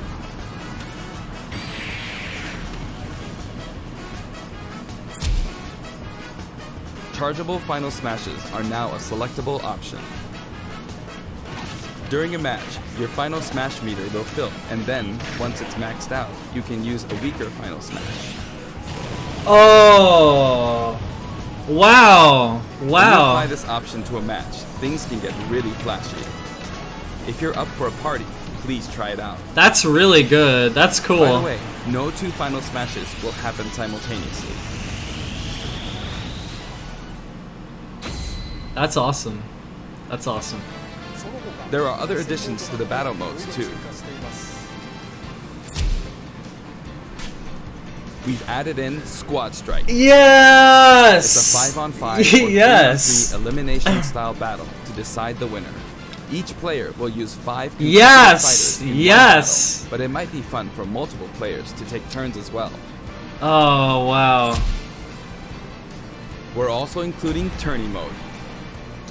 Choose the number of players and CPU participants, and the game will automatically structure Double tournament bracket. elimination. No, single elim. Up to 32 players can join the tournament, whatever. so it's great for parties too. Whatever. We're adding a special Smash mode called Smashdown. After a battle in this mode, the previously selected fighters will no longer be available to use in the next battle. Oh. So each player must select a different fighter. This is cool. This is It good. definitely pays off to be skilled with multiple fighters. Nice. You could also nice. strategically pick a fighter your opponent is good with before they can. The new training mode will feature an exclusive stage. We've displayed a grid so it's easy to measure distance and more. You can also display launch Oh, distance. wow. The red line predicts your trajectory at 0% damage, and the blue line is for 100% damage. Okay. The fighter's weight is factored in at the moment of impact. That's awesome. The single Classic player mode. in which players battle against a series of Oh fighters my is god, returned this in game. the form of classic mode. Each fighter has a set series of stages and opponents they will face.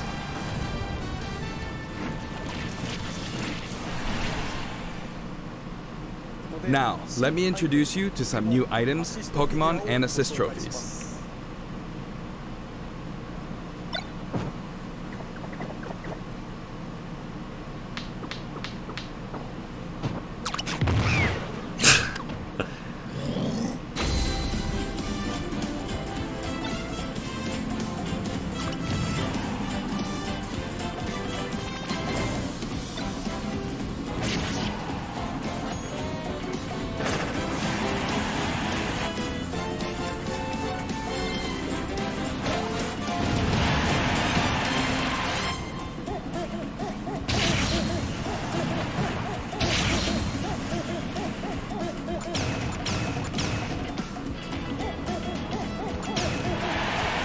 Oh.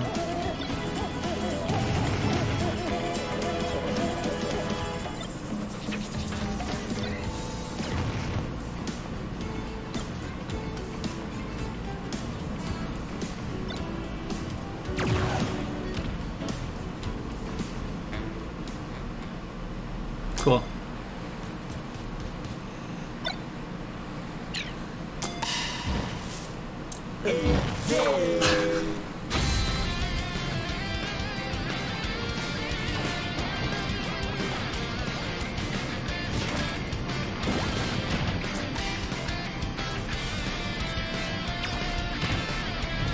Teleport.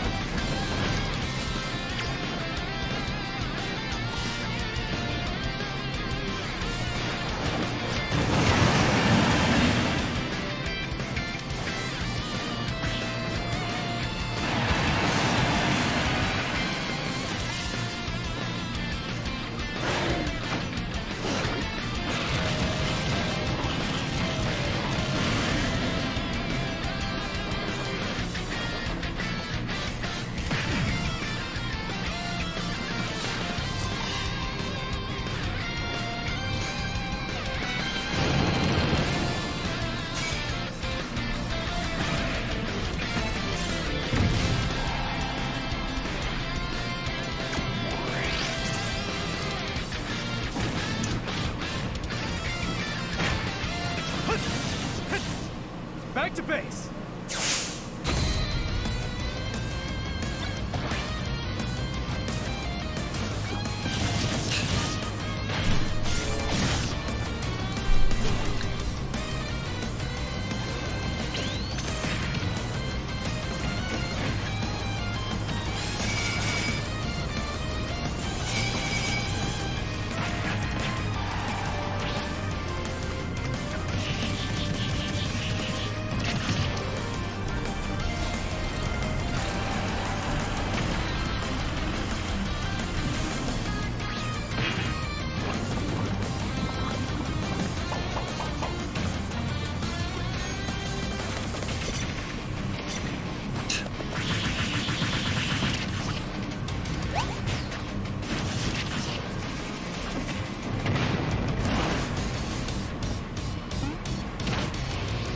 Shovel Knight.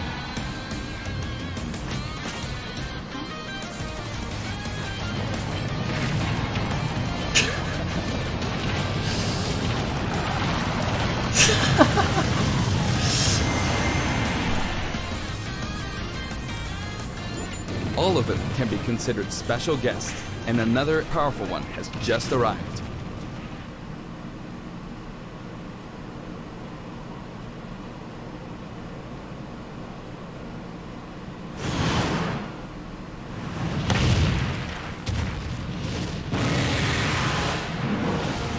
From the Monster Hunter series, Rathalos swoops in.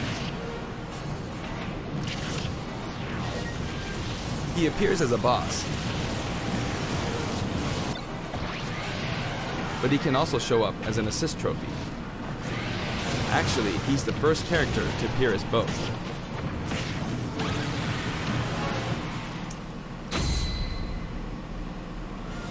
Before we go, I'd like us to take a quick look at the main menu.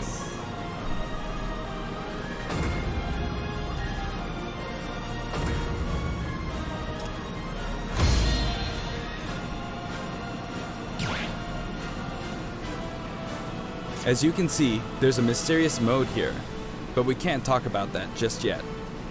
Also, there's a dashboard on the right side of the screen. This can be accessed at any time by pressing the ZR button. Options and control descriptions are listed here as well. That's all for today's announcement. The entire development team is putting all of their energy into finishing the game, so please be patient until launch day. Thank you so much for watching.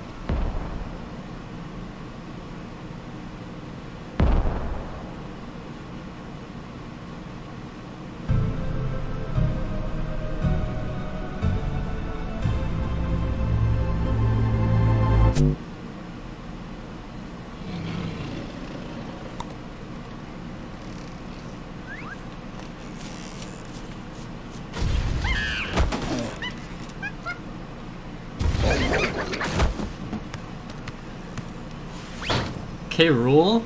K-Rool?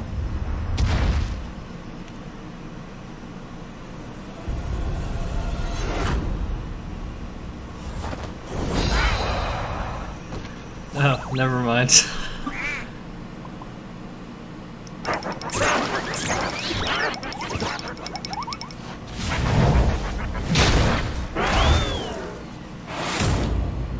Okay.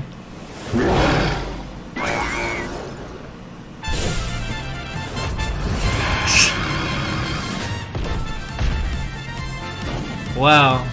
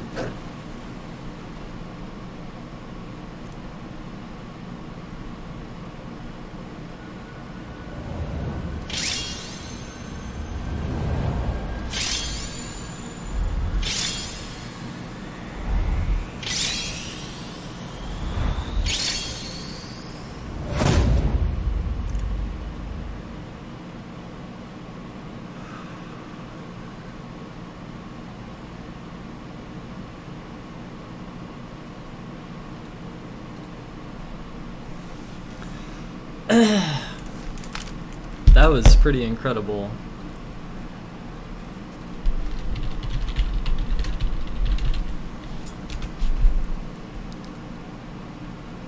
Holy shit.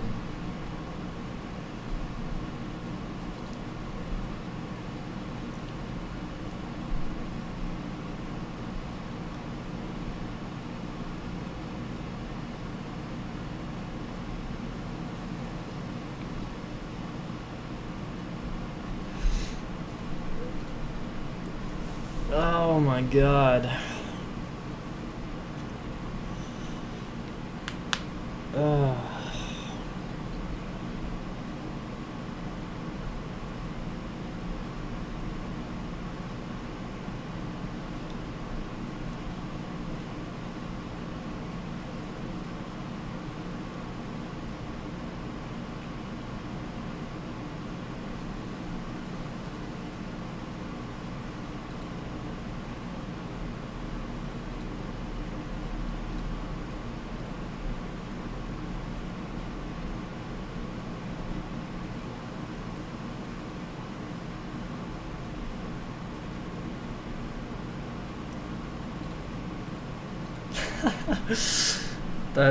That's incredible. That's all just so incredible.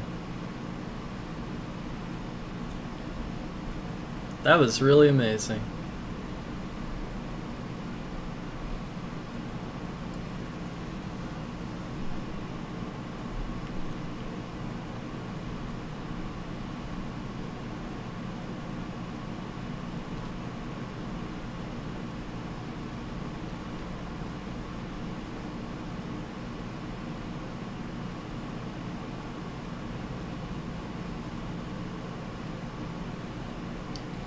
That's amazing.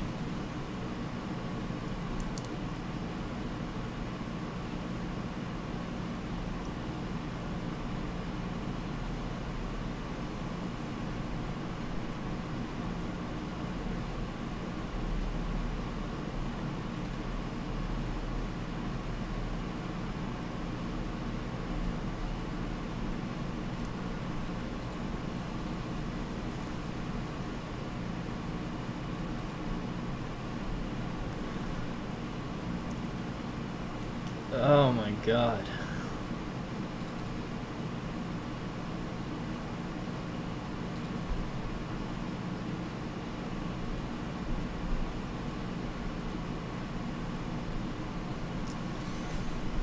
Wow.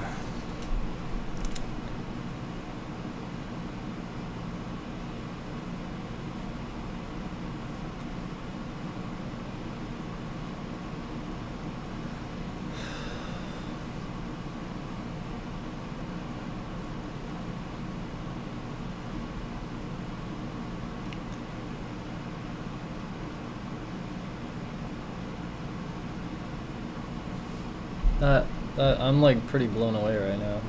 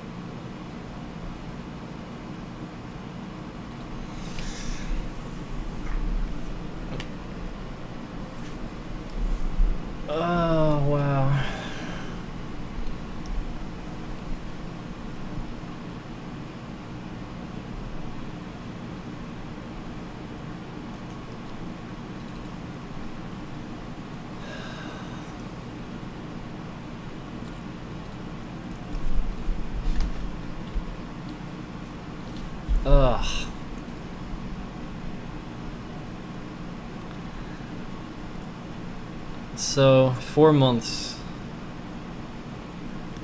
4 more months.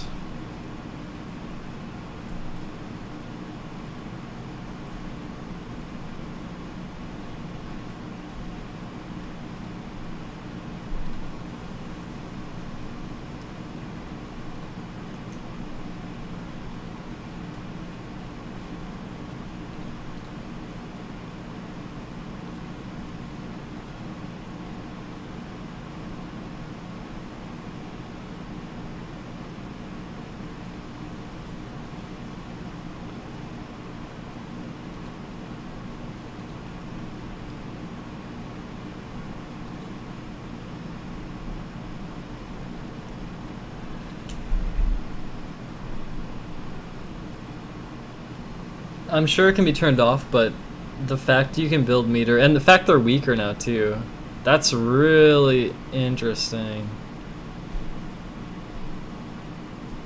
That's really interesting.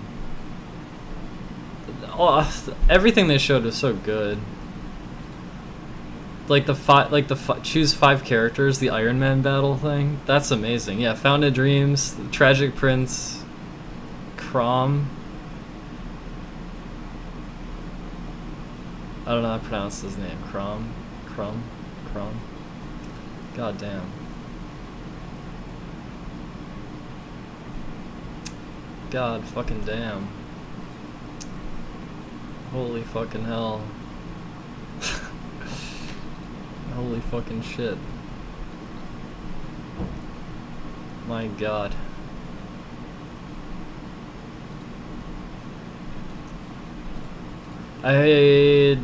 Wow.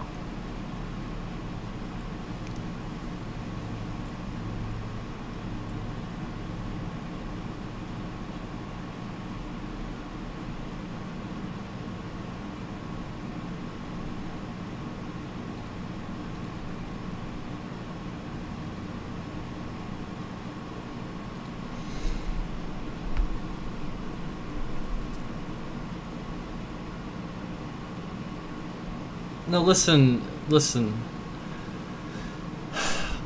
This was something that bothered me in Smash Wii U, and it's probably still gonna bother me because these fucking TOs and stuff don't know what to do, and like the players don't know what to do. It's like people try to fucking unify around one fucking way to play the game, and there's all these ways to play the game. And so it's like, if you want to run tournaments with Super Meter, do it. If you want to run tournaments with items, do it. If you want to run tournaments where you use 5v5 characters, do it. Like, use the options the game gives you. Don't just try to conform to a single rule set and like try to have some fucking esports structure based around a single rule set. It's just fucking annoying. So yeah.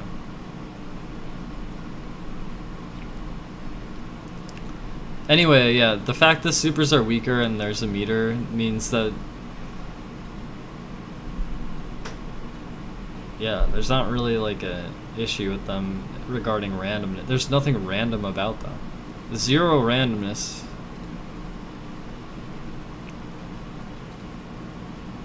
Yeah, it's cool.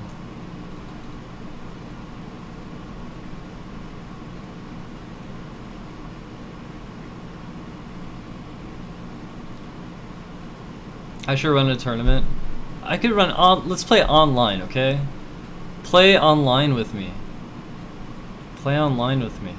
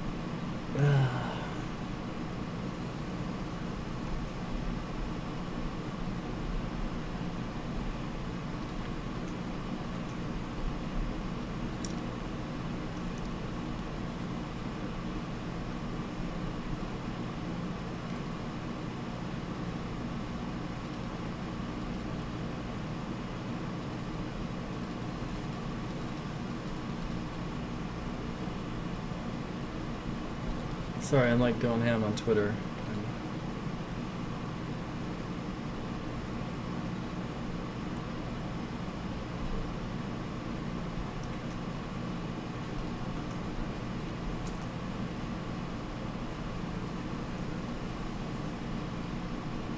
Smash gets me so fired up, and I don't want to like annoy people.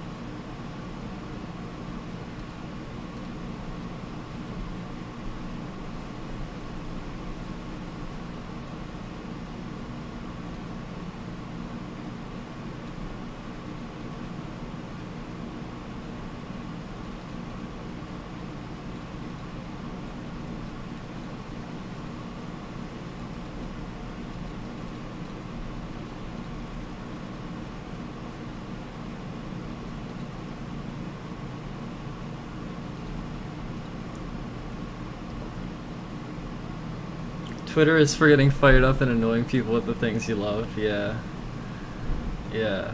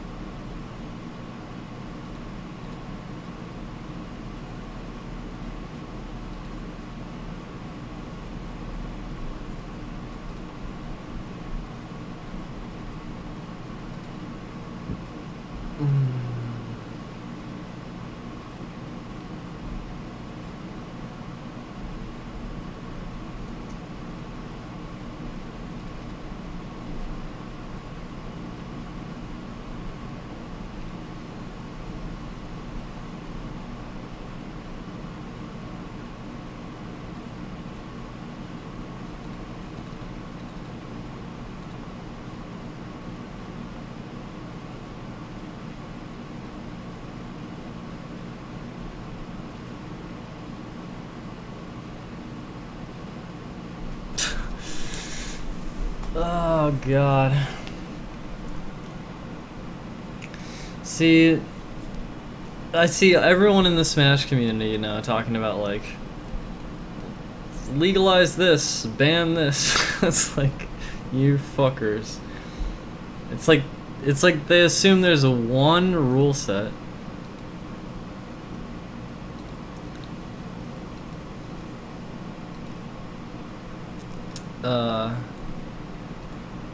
People try to just push a single rule set for their fucking esports hierarchy bullshit. Like, fuck this. Fuck all that. This is why I'm playing online. Fuck this. Well, it's a reason to.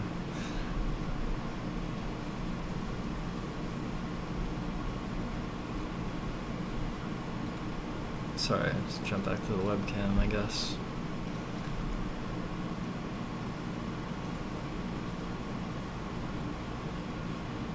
Like, someone on Twitter who's a pro player is saying that, hate to burst your bubble, but Bayonetta's Final Smash is a global witch time. It seems like a great side event / casual feature. I mean, like, sure, side event maybe, but like, I don't know. Just like, oh, it's broken before the game even came out. It's banned already. It's like, oh god. It's fuckers. It's like, you can host tournaments with the shit on and off, whatever. God damn it. It's just annoying. People need to fucking chill the fuck out.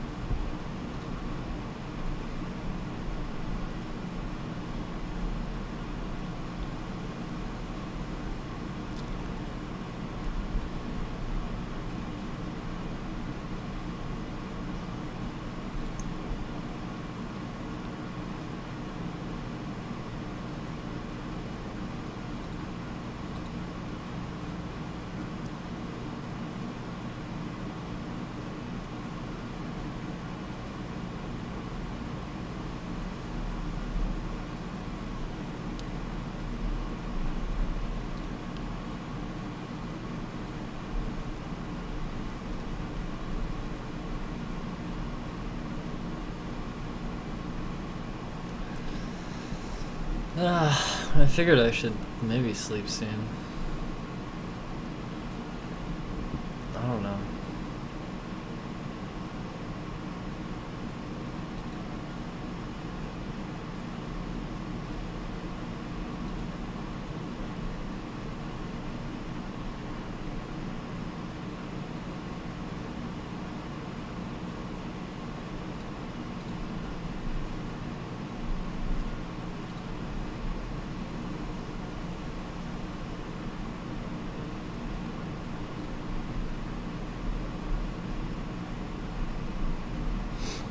Well, that's part of the problem, Jordan, is that in Smash 4, like, every fucking tournament that happens pretty much uses the same rules. So you always see the same fucking thing. It's like you're always on these Animal Crossing stages. I mean, to be fair, the game didn't really provide great stage options, with the exception of the Omega stages, which were actually perfectly fine, but for whatever reason, you know, it's like, oh, gotta have our plats. I don't know. The stage variety should be, even if these fucking tournament organizers all make a fucking cabal and like put together a fucking like a very, very, very strict, standardized, like, small stage listing, it'll still be quite varied, though, I think. Just based on, you can turn off stage hazards, and there's so many stages. Like, even if they're being total fucking, super fucking conservatives with the stage list, I think they'll, it'll still be much better than Smash 4's stage list, so that's just the game itself allowing more options.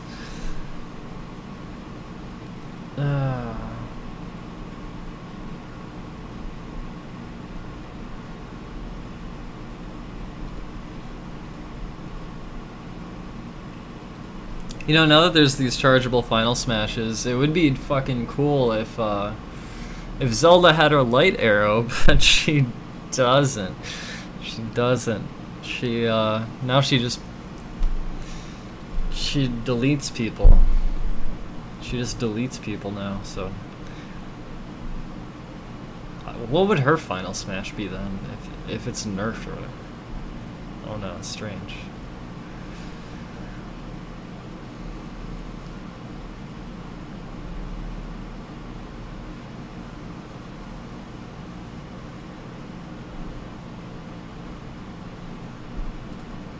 There you go.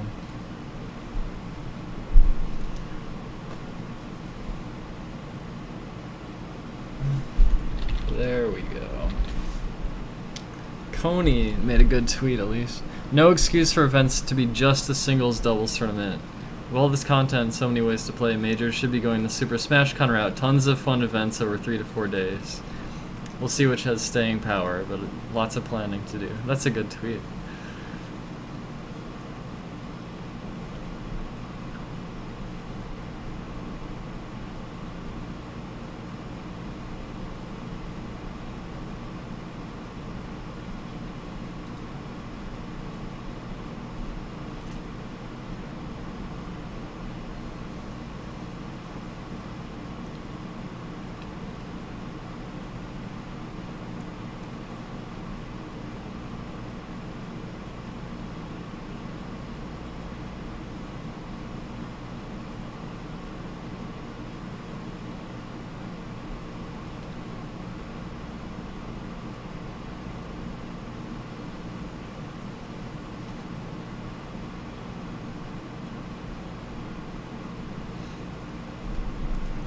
The new practice mode, it'll just help people better. It'll help people like get a better feel for the game, I think. It could be a little bit more useful, but it's not like a huge fucking game changer. But it helps though. It's good. It's good.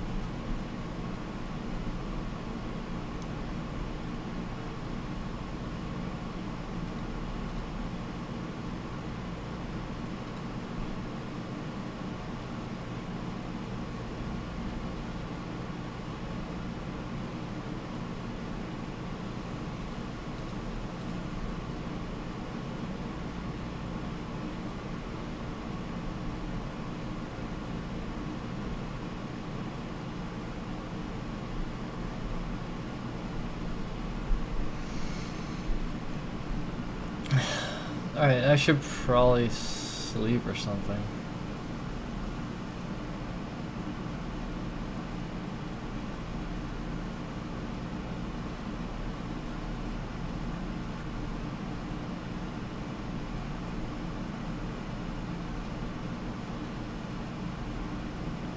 Fuck. I'm not even that tired.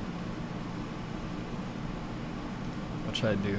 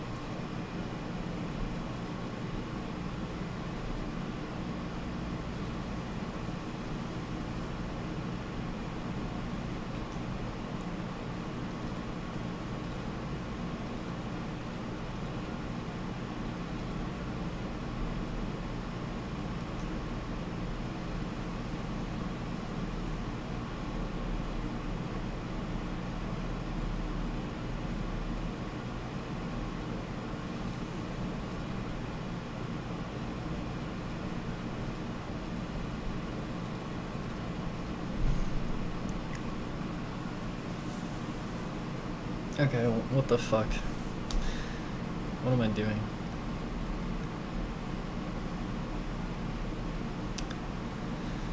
I'm gonna try to sleep, I think. So, yeah. I'll see you. I'm gonna head out. Well, I'm gonna sleep. Or try to. Good stream, good direct. Really excited. Really fucking good. I shouldn't get so fucking peeved out by the,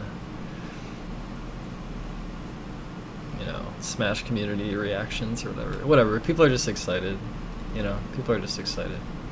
I'm excited too.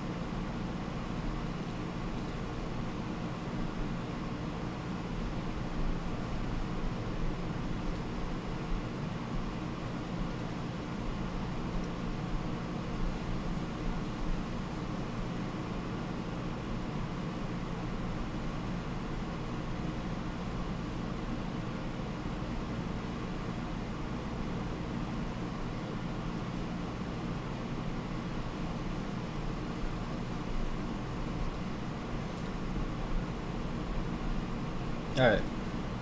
I'm going. I'm done. Peace.